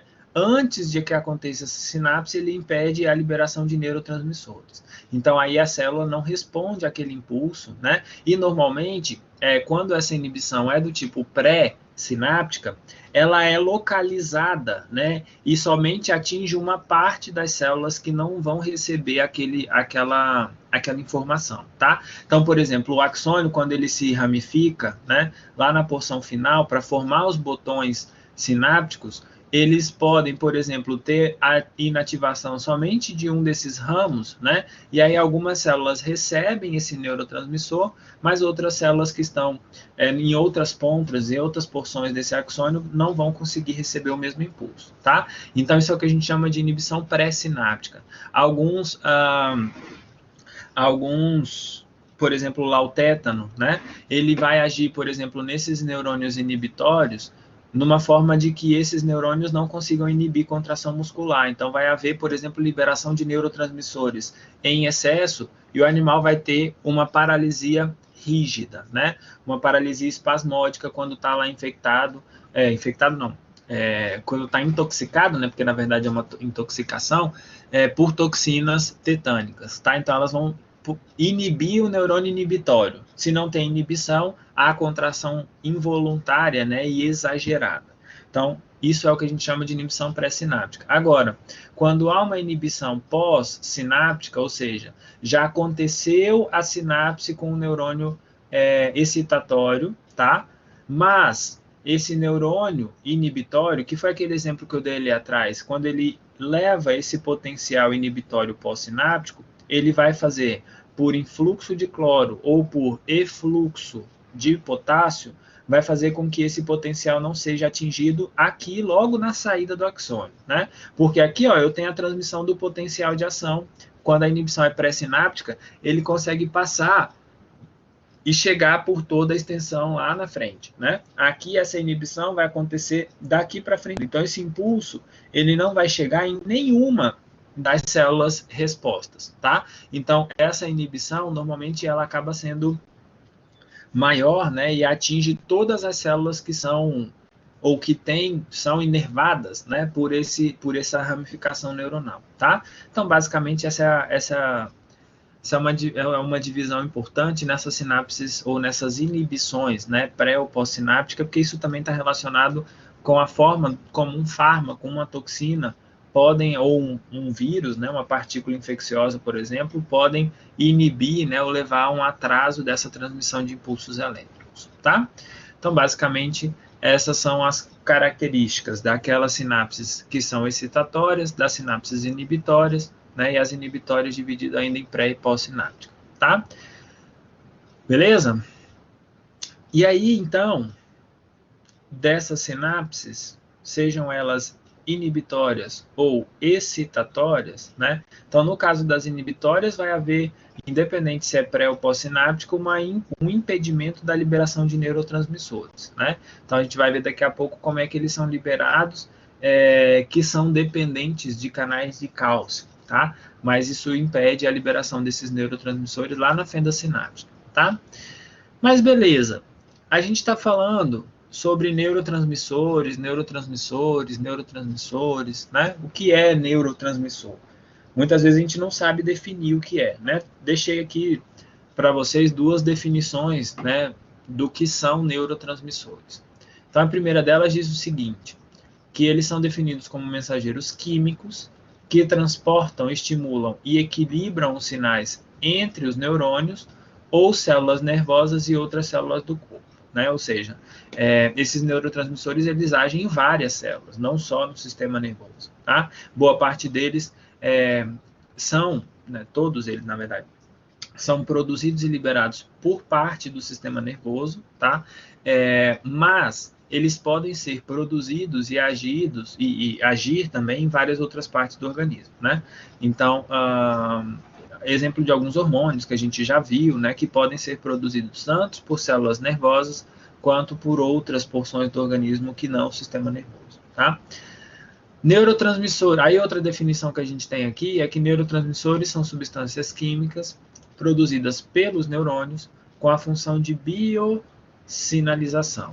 Então, eles vão sinalizar para uma célula o que ela tem que fazer a partir daquela resposta, né? Então, cada neurotransmissor, ele age ou ele estimula, né, sinaliza uma coisa diferente para a célula, tá? Então, por meio delas, é possível enviar informações a outras células, até mesmo células que estão distantes, tá? Podem também estimular a continuidade do impulso ou efetuar a reação final no órgão ou no músculo-alvo, tá? Então, isso são neurotransmissores. E quais são eles? a gente tem um monte, uma infinidade de partículas, de moléculas químicas que podem agir como neurotransmissores, sendo produzidas pelos neurônios ou não, tá?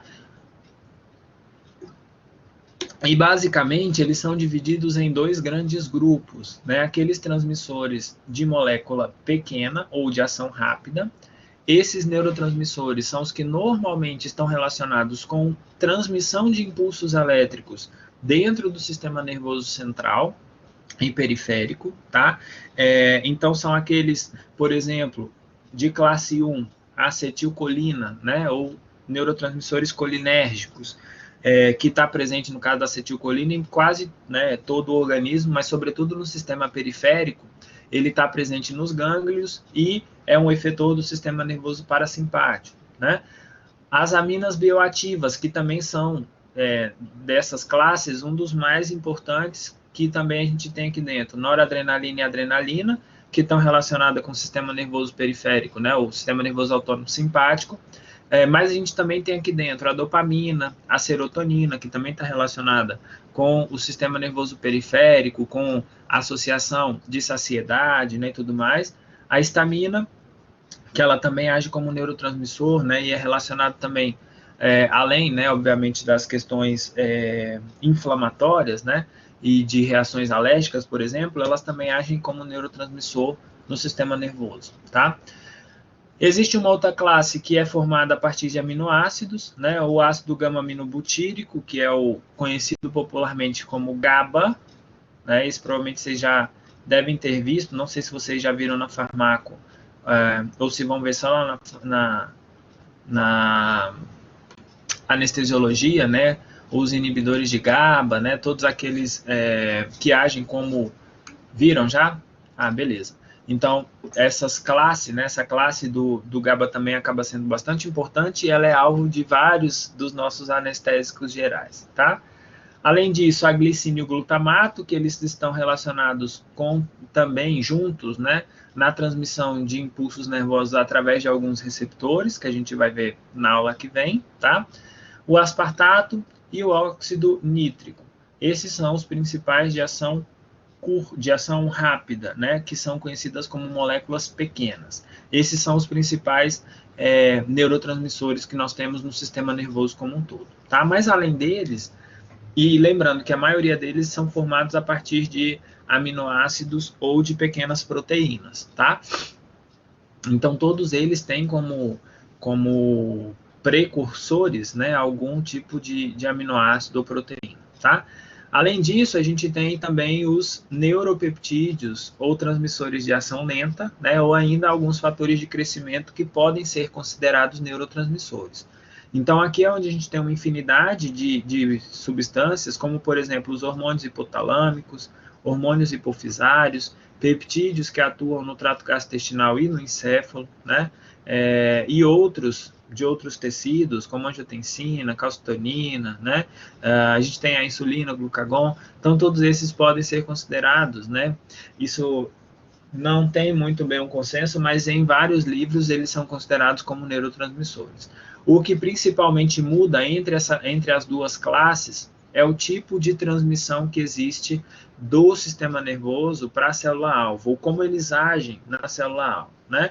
Então, a gente tem, por exemplo, esses primeiros aqui, ó, todos eles, ou a maioria deles, agem em receptores ionotrópicos, né, que estão relacionados com a entrada ou a saída de íons da célula, tá? E esses outros aqui, normalmente, eles requerem, né, algum tipo de intermediário, um sinalizador celular para que ele consiga fazer o efeito que é necessário.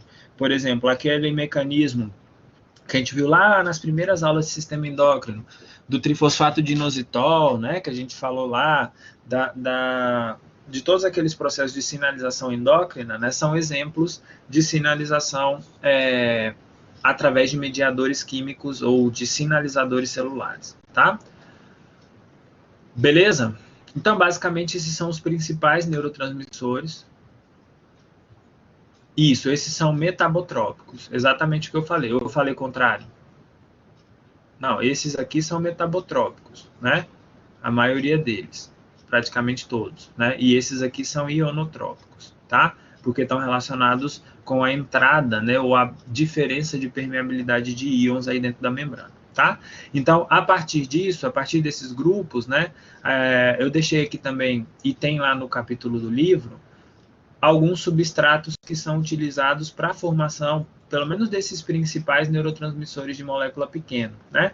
Então, nós temos glutamato, tirosina, triptofano, histidina, que são aminoácidos, né, que são fornecidos para o animal e que são utilizados na produção, né, ou são utilizados como precursores para a formação desses neurotransmissores todos, tá? E aqui na frente, as enzimas que fazem esse processo de conversão ou de produção a partir desse substrato inicial dessas moléculas pequenas, tá? Então tem tudo aí, eu não vou focar muito nisso daqui não, mas a gente vai falar um pouco sobre as ações, né, ou as diferentes ações desses neurotransmissores, tá? Beleza? Então, basicamente, esses são os principais grupos, tá? O que principalmente muda entre esses grupos de neurotransmissores de moléculas grandes e os neuropeptídeos, os neuropeptídeos de moléculas grandes e os neurotransmissores de moléculas pequenas, são basicamente, né, entre outras coisas, a forma com que eles são produzidos e armazenados no interior do neurônio, tá? Então, normalmente, o que a gente tem aqueles neuropeptídeos, né, de moléculas grandes, eles vão ser produzidas dentro de estruturas celulares e não livres dentro do citosol, tá? Aqueles que são de moléculas pequenas, eles vão ser produzidos e armazenados diretamente no citossol, sem a necessidade de que isso seja produzido, por exemplo, no interior de um retículo endoplasmático rugoso, no interior de um complexo de Golgi, ou qualquer que seja a porção celular para ir, tá? Então, o que a gente tem aqui, ó, primeiramente falando dos transmissores de moléculas pequenas, né? Aqui essa imagem é um exemplo da produção de acetilcolina, né?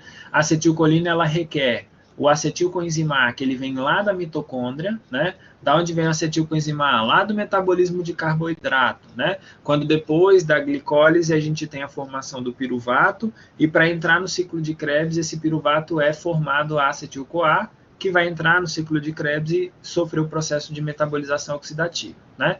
Então, uma vez que essas moléculas precisam ser formadas no citossol, elas conseguem sair da mitocôndria, né? Então a mitocôndria libera, né, o acetilcoenzima A lá no citoplasma da célula, e esse acetil-CoA, juntamente com a colina, né, que tem como precursor aminoácidos, ele vai ser utilizado por uma conversão enzimática, né, vai ser formado, então, o acetilcoenzima A. A coenzima A, ela volta lá para a mitocôndria, né, para, juntamente com o piruvato, formar um novo acetil-CoA, e essa acetilcolina, então, ela começa a ser absorvida, né, para essas vesículas, né, e armazenadas dentro dessas vesículas de forma transitória até que haja o processo de liberação. Uma coisa importante é que, pelo fato dessas substâncias serem produzidas aqui no citossol, né, essas vesículas elas vão sendo reaproveitadas. Então, por exemplo, uma vesícula que fez a liberação de acetilcolina aqui, ela volta e consegue absorver mais quantidade de acetilcolina para dentro dessa vesícula de novo, tá? Então, isso é uma coisa importante, né? Durante esse processo de armazenamento, esses neurotransmissores de molécula pequena, eles têm, né? Esses neurônios têm um reaproveitamento das vesículas. Então, eles vão sendo transportados de forma ativa para aqui, para dentro dessas vesículas, e vão sendo armazenados, tá? Até o momento que chega o impulso elétrico, e essa vesícula se funde com a membrana do neurônio pré-sináptico e leva à liberação do neurotransmissor. E aí uma coisa importante é que, nesse caso, né, para os neurônios, para os neurotransmissores de molécula pequena, uma vez que eles são liberados na fenda sináptica, né, o que não é aproveitado, ou ainda aquilo que está lá e já fez o efeito, a sinalização que deveria, né, eles são metabolizados ainda dentro da sinapse, tá? Nesse caso aqui da acetilcolina, pela acetilcolinesterase, que vai quebrar essa porção do acetato, né, da parte do acetil, e a parte da colina que vai ser reaproveitada, né? Então, uma parte disso volta para o interior do neurônio, então consegue reabsorver isso por transporte ativo, né? E ao mesmo tempo, uma parte disso vai ser perdida e vai ser levada para a circulação sanguínea e vai ser metabolizada em algum outro canto, tá? Então, não necessariamente esses neurotransmissores vão agir e ser metabolizados somente nesse local, tá? Eles podem, em algum caso, em vários casos, na verdade, né? Eles se dissipar ou agir. Por exemplo, as células da glia absorvem isso na tentativa de retirar esse neurotransmissor de circulação, ou ainda vai parar num vaso sanguíneo e agir em outro lugar e ser metabolizado em outro lugar, tá? Então, isso daqui são moléculas conhecidas como pequenas. Tudo isso acontece no citossol. O que altera, né, o que muda para os neuropeptídeos é que normalmente eles são produzidos no retículo endoplasmático rugoso, né? Naquela porção que tem ali grande quantidade de ribossomos que vão fazer com que haja, né? Porque neuropeptídeos têm fonte, né, ou são formados a partir de proteínas. Então, quem faz síntese proteica ali dentro, né, vai ser o retículo endoplasmático rugoso. Essas proteínas vão sendo produzidas e vão sendo levadas, transportadas até o complexo de Golgi, e no complexo de Golgi é onde a gente tem a formação das vesículas, né, que vão sendo formadas com esse hormônio, né, ou com esse neuropeptídeo no seu interior, e isso fica lá aguardando até o momento da liberação, tá? Uma coisa importante é que essas vesículas aqui, desses neuropeptídeos, elas não são reaproveitadas. Então, elas se fundem aqui, e uma vez que elas se fundem, elas são incorporadas a essa membrana, né, e parte disso vai sofrer autólise. Então, isso vai ser reabsorvido e reutilizado por esse neurônio, tá? Então, diferentemente dessas células aqui, ó, que liberam neurotransmissores pequenos, essas células que liberam neuropeptídeos, elas não reaproveitam as vesículas. Então, toda hora, o complexo de Golgi ele precisa formar novas vesículas para daí armazenar essas proteínas que estão vindo lá do retículo endoplasmático rugoso, tá? Então, a partir daí, libera isso. Esses neuropeptídeos, ou eles agem numa célula adjacente, né, num neurônio adjacente, ou ainda, né, como é o caso dos hormônios, né, ocitocina, que são liberados por neurônios, elas vão simplesmente cair na corrente sanguínea e chegar até seu órgão-alvo uma hora, tá? Então, basicamente, essa é a principal diferença que a gente tem na produção e também no armazenamento entre essas células, né? Células de neurotransmissores de moléculas pequenas estão relacionados com a produção no citossol e são armazenadas em vesículas que são reaproveitadas, né?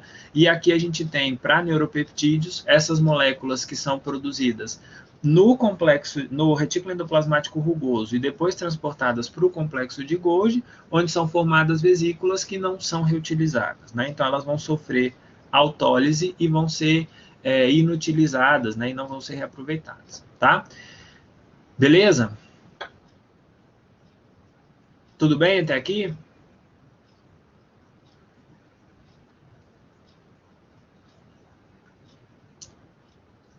Então tá, se ninguém fala nada, eu vou seguir. Entendido essa parte da produção, pessoal? As principais diferenças? Então tá. Quando a gente pensa no armazenamento, olha só, desses neurotransmissores, né? A gente tem esses neurotransmissores sendo armazenados, né, dentro de um compartimento secreto de reserva que esses neurônios foi, né? Então, existe uma espécie de um citoesqueleto, né, uma parte proteica que segura essas vesículas próximo ao botão sináptico, né? Então, quando a gente pensa no armazenamento, a gente pode pensar nesse armazenamento em dois locais específicos. Primeiro, num primeiro momento, essas vesículas de neurotransmissores, elas são armazenadas lá no botão sináptico, tá? Então, imaginem vocês, o sinal está vindo, está chegando, eu preciso ter vesículas que já estão no ponto de bala, só para ser eliminadas, né? E tem algumas vesículas que ficam guardadinhas lá esperando o seu momento, né? Então, o que acontece é, nesse processo de armazenamento, eu vou ter vesículas já pronto para serem liberadas, lá próximo à fenda sináptica, no botão sináptico, só esperando o sinal para serem liberadas, tá? Que se ligam a estruturas proteicas desse botão sináptico e ficam lá quietinhas, esperando o seu momento, tá? Mas, ao mesmo tempo, a célula mantém um pouco afastado, né, desse botão sináptico, alguma quantidade de vesículas que ficam lá armazenadas em stand-by, né? Então, o que acontece no processo de liberação é, uma vez que essas vesículas aqui são liberadas, essas aqui vão ser liberadas e ocupar o espaço das vesículas anteriores, tá? Isso, normalmente, né, para que sejam ativados esses mecanismos, tanto de liberação desses que já estão no botão sináptico, quanto da liberação ou uma soltura, né, dessas vesículas desse citoesqueleto, isso depende de um canal de uma entrada de cálcio, né? Então, olha só, quando a gente pensa na liberação, né, só relembrando, o potencial de ação ele desce, né, vai levando esse potencial de ação até o botão sináptico, e aqui entra um outro íon que até então a gente não tinha comentado sobre ele, que é o cálcio, né? O que acontece? Quando esse impulso, quando essa diferença de potencial de ação chega no botão sináptico, o que vai acontecer é, existem ali alguns canais, que são canais de cálcio, que abrem-se para a entrada de cálcio, e esses canais eles são dependentes de voltagem. Ou seja, aquela diferença de potencial elétrico, aquele potencial de membrana, né, ou aquele potencial de ação que está vindo lá do corpo em direção ao botão sináptico, ele vai, uma vez que esse impulso elétrico chega aqui nesses canais de cálcio dependente de voltagem, vai fazer com que haja uma abertura de cálcio.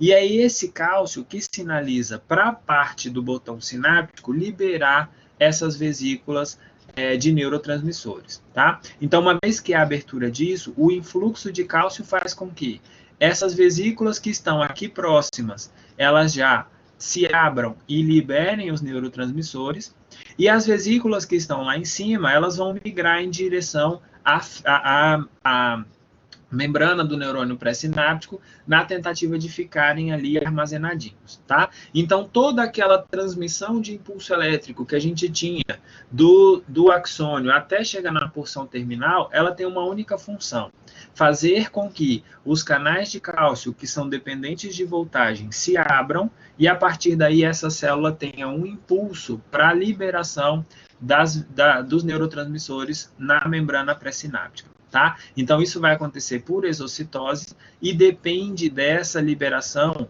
ou da entrada, né, de grande quantidade de cálcio, certo? Então, uma vez que há um aumento nesse potencial elétrico, né, uma vez que há um aumento do cálcio intracelular, isso faz com que essas vesículas migrem e esses neurotransmissores são liberados, tá?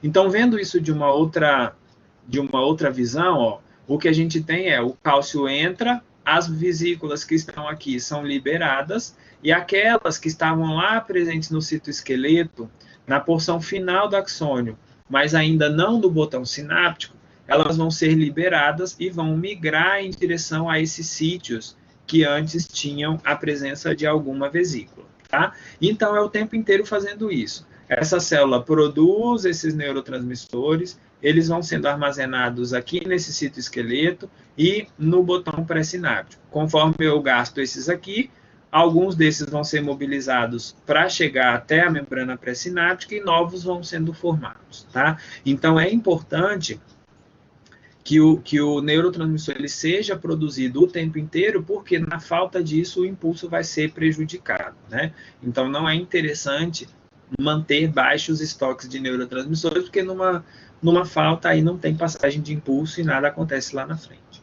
tá? Beleza? Até a liberação, tá ok?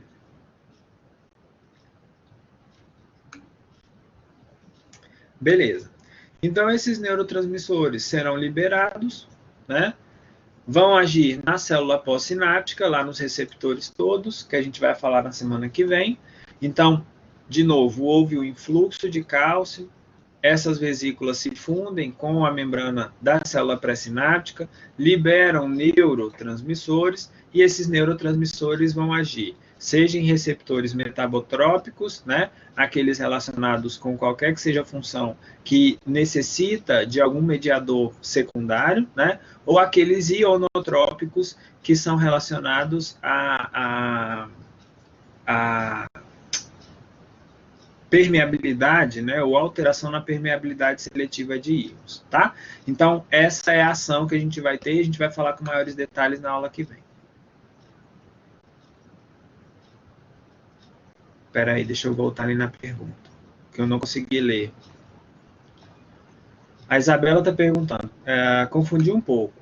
Na sinapse elétrica, os íons vão também por meio de vesículas? Não, olha só.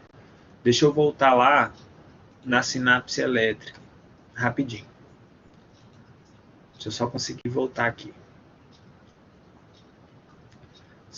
Aqui, ó. Olha só, Isabela. Então, na sinapse química, ó, a gente vê um monte de vesícula aqui, tá? Então, é isso que tem neurotransmissor e é isso que vai ser transmitido para se ligar na célula pós-sináptica. O que acontece aqui, ó, a gente tem, concorda comigo que os íons todos, sódio, potássio, cloro, cálcio, todos eles estão dissolvidos no plasma, no líquido intracelular, certo? No citoplasma da célula está todo mundo dissolvido ali. O que acontece é, quando esse impulso elétrico chega aqui, esses íons que estão presentes na célula pré-sináptica, eles vão conseguir passar direto por esses canais. É semelhante, é fácil, por isso que é muito mais rápido, né? Porque a troca de íons, ó, deixa eu passar para esse outro. Esse canal aqui, ó, essa junção comunicante, ela vai agir como aquele canal de sódio que eu tenho aqui, ó, por exemplo. Isso é passado, né, essa junção, ó, aqui em cima, isso que eu tenho aqui, ó, é uma membrana plasmática da célula pré-sináptica. Isso aqui é a membrana plasmática da célula pós-sináptica. O que acontece é, se eu olhar nessa célula da minha direita aqui, ó, que a gente tem uma sinapse química, a gente não tem um canal aqui que se abre, certo? Por que esse canal se abre? Porque eu preciso ter uma sinalização química, né? Para que haja esse canal. Aqui, ó, no caso da sinapse química, a gente já tem esses canais abertos, ou seja, a chance desse impulso passar é muito mais rápido, é muito mais facilitado, porque eu não preciso sinalizar para a célula abrir, ele já vai estar ali, ele se abre imediatamente e isso transporta o íon que está na célula pré-sináptica para a célula sináptica. Então, isso abrevia o processo, tá? Então, faz com que essa transmissão seja muito mais rápida. Então, eu não preciso produzir nada, nenhuma substância química, não é necessário nenhuma vesícula, porque os canais eles já estão ligando as duas membranas. Por isso que são chamadas de junções comunicantes, né? Que é a capacidade de essas proteínas de membrana ligarem uma membrana com a outra. Então, nisso eu faço uma ponte entre duas células que consegue levar esses íons diretamente, sem precisar, porque aqui eu não consigo, ó, nesse lado direito, né? Esse íon precisa entrar nessa célula, elevar o potencial elétrico, né, para chegar ao potencial de ação, para daí depois dar um sinal para essa célula fazer a mesma coisa, né? Então, nesse caso aqui, isso é abreviado, eu não preciso desse sinalizador. Então, por isso é uma sinapse mais rápida e ela é mais orquestrada. Todas as células recebem esse sinal ao mesmo tempo, tá? Entendido, Isabela? Beleza. Mais alguém, pessoal? Tem alguma dúvida? É isso aí, se tiver dúvida, pode me parar e perguntar, tá? Tudo bem, então, até aqui?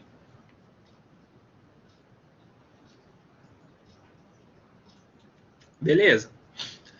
Então, olha só. E aí, quando a gente olha, né, depois desse período em que esse indivíduo, que esse neurotransmissor agiu ali dentro, né, nós temos, então... Hã? Qual que é a minha pergunta? Se tem alguma dúvida.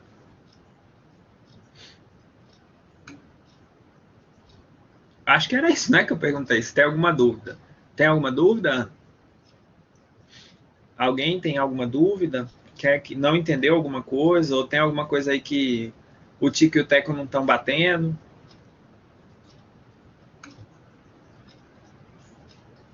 Ah, tá. Beleza. Qualquer coisa pode me parar, tá? Então, olha só, quando do término da ação, ou seja, quando esse neurotransmissor se ligou lá no receptor pós-sináptico, né, da membrana pós-sináptica, esse neurotransmissor não vai ficar ali para sempre, né?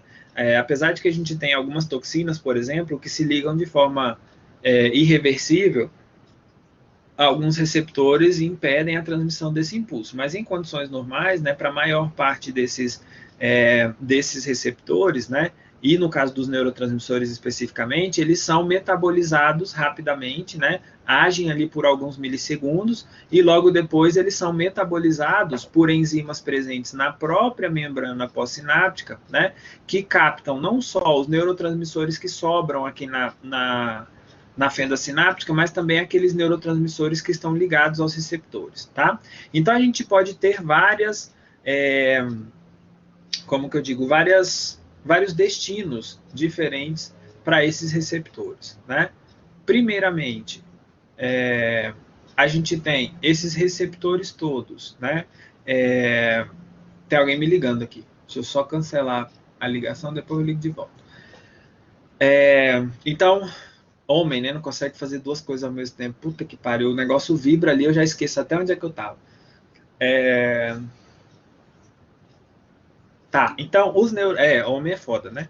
Não consegue fazer duas coisas ao mesmo tempo, não. Passa um passarinho voando ali, eu distraí, acabou, eu perco onde é que eu tava. Então,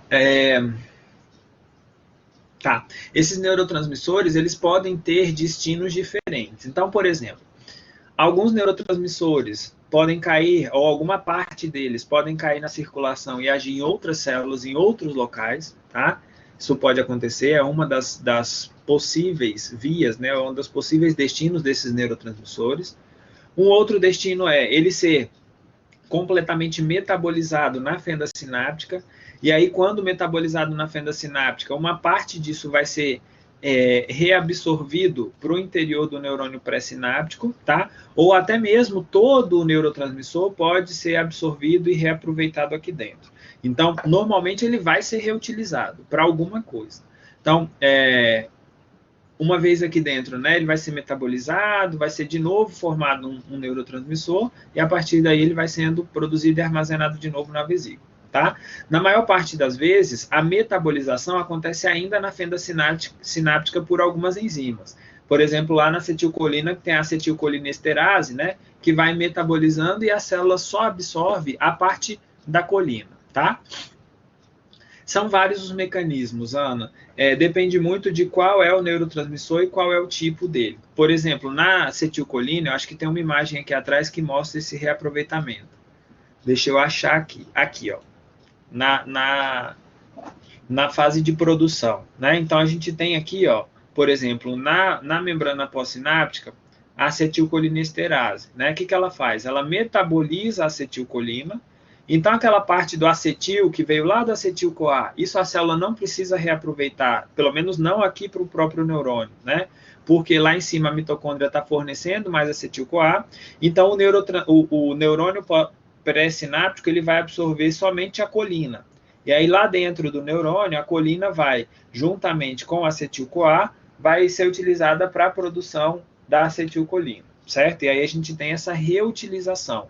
Essa parte do acetato vai ser usada para alguma outra coisa, vai ser absorvida por células da glia ou até mesmo pelo próprio neurônio e vai tomar um outro destino metabólico, tá? E a parte colina que é utilizada para a formação de um novo neurotransmissor, tá? Então isso é muito variável, depende muito do tipo de neurotransmissor, se é grande, se é pequeno, mas de maneira geral, uma parte da metabolização, pelo menos, ela vai acontecer aqui na fenda sináptica, tá? Tudo bem, Ana? Beleza.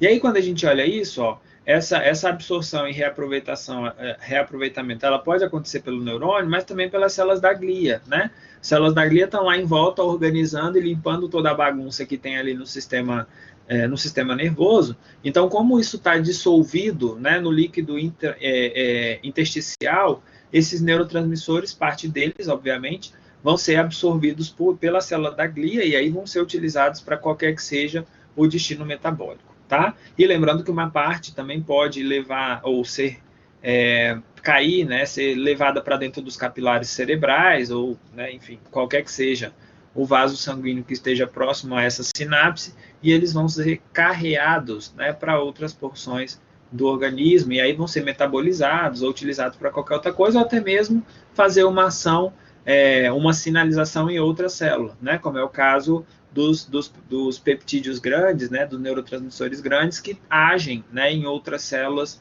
como hormônios, por exemplo, tá? Então, basicamente, eu passei lá para frente e não vi que aqui tinha, ó, o processo de reaproveitamento, né? Então, aqui mostra especificamente isso, ó. O acetil-coacolina vão formar a acetilcolina, né? Através da acetilcolina sintase, né? E aqui a gente tem a formação de acetilcolina, essa acetilcolina é liberada e na hora de ser reaproveitada, o que volta para dentro da célula é só a colina. Obviamente que isso vai depender do neurotransmissor em questão, né? De como ele é metabolizado, tá? Então isso é bastante variável. Aqui um exemplo da acetilcolina, que é o que a gente mais conhece, o que está em maior abundância no sistema nervoso, tá? Então, basicamente, ó, um ciclo de neurotransmissor, ele se dá dessa forma, né? Então, aqui um exemplo é o do GABA, né? Ó, o GABA, por exemplo, Ana, ele já é aproveitado todo, né? Então, todo o ácido gama-aminoglutâmico, ele é absorvido inteiro e reaproveitado para dentro do neurônio, né? Então, o neurônio absorve, ou ele é aproveitado inteiro, ou ele é metabolizado e depois utilizado nessas partes para a produção de um novo GABA, mas ele consegue ser colocado para dentro. E normalmente, pessoal, esse reaproveitamento, ele é dependente de canais ou de transporte ativo, tá? Na maioria das vezes em cotransporte com sódio. Então, lembram lá dos mecanismos de transporte, né? A gente já falou sobre esse transporte, cotransporte de sódio. Então, ao mesmo tempo que a célula põe para dentro o GABA, ela leva junto uma molécula de sódio, tá? Então, o sódio participa de quase tudo no organismo da gente.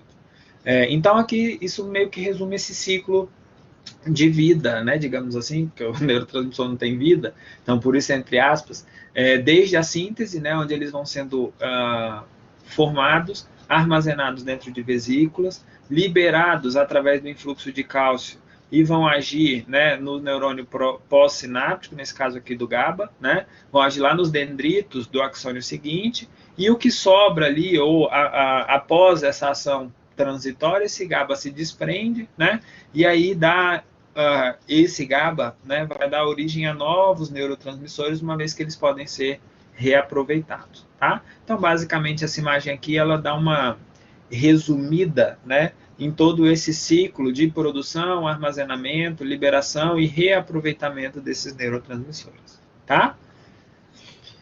E aí eu deixei aqui, ó, deixa eu voltar aqui. Né? Tá, pode deixar que eu vou pôr, tá, Ana? Vocês querem só moleza, né, cambada? Então, olha só, eu achei essa imagem aqui bem legal, porque nessa imagem, ela resume todo o ciclo, né, de síntese, liberação e reaproveitamento desses neurotransmissores, né?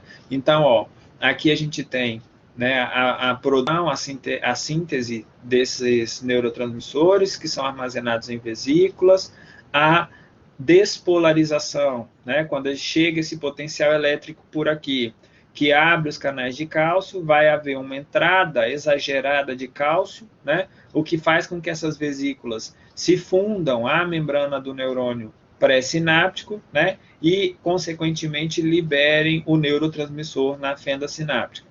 A partir daí, o neurotransmissor ele vai se ligar nos receptores, né? Vai abrir os canais de cálcio, de sódio, ou abrir os canais, por exemplo, de cloro, né, na fenda, nos receptores pós-sinápticos. A partir daí, quando esse potencial já causou várias alterações, acontece uma metabolização desses neurotransmissores, né?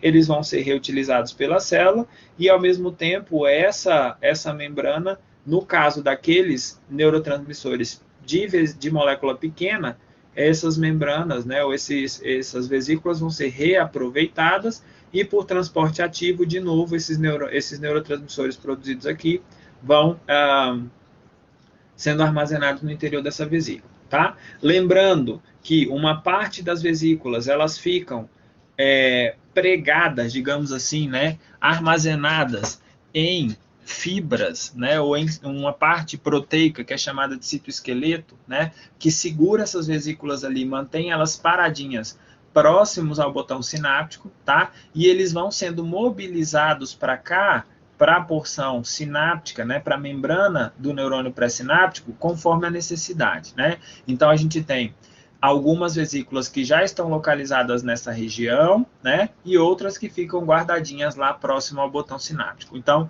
isso vai sendo o tempo inteiro. Tem essas que estão na membrana são liberadas, depois aquelas que estão lá em cima descem e são produzidas novas, e a partir daí o organismo faz isso infinitamente, né, na tentativa de fazer com que não falte neurotransmissor e todos os impulsos cheguem onde devem chegar.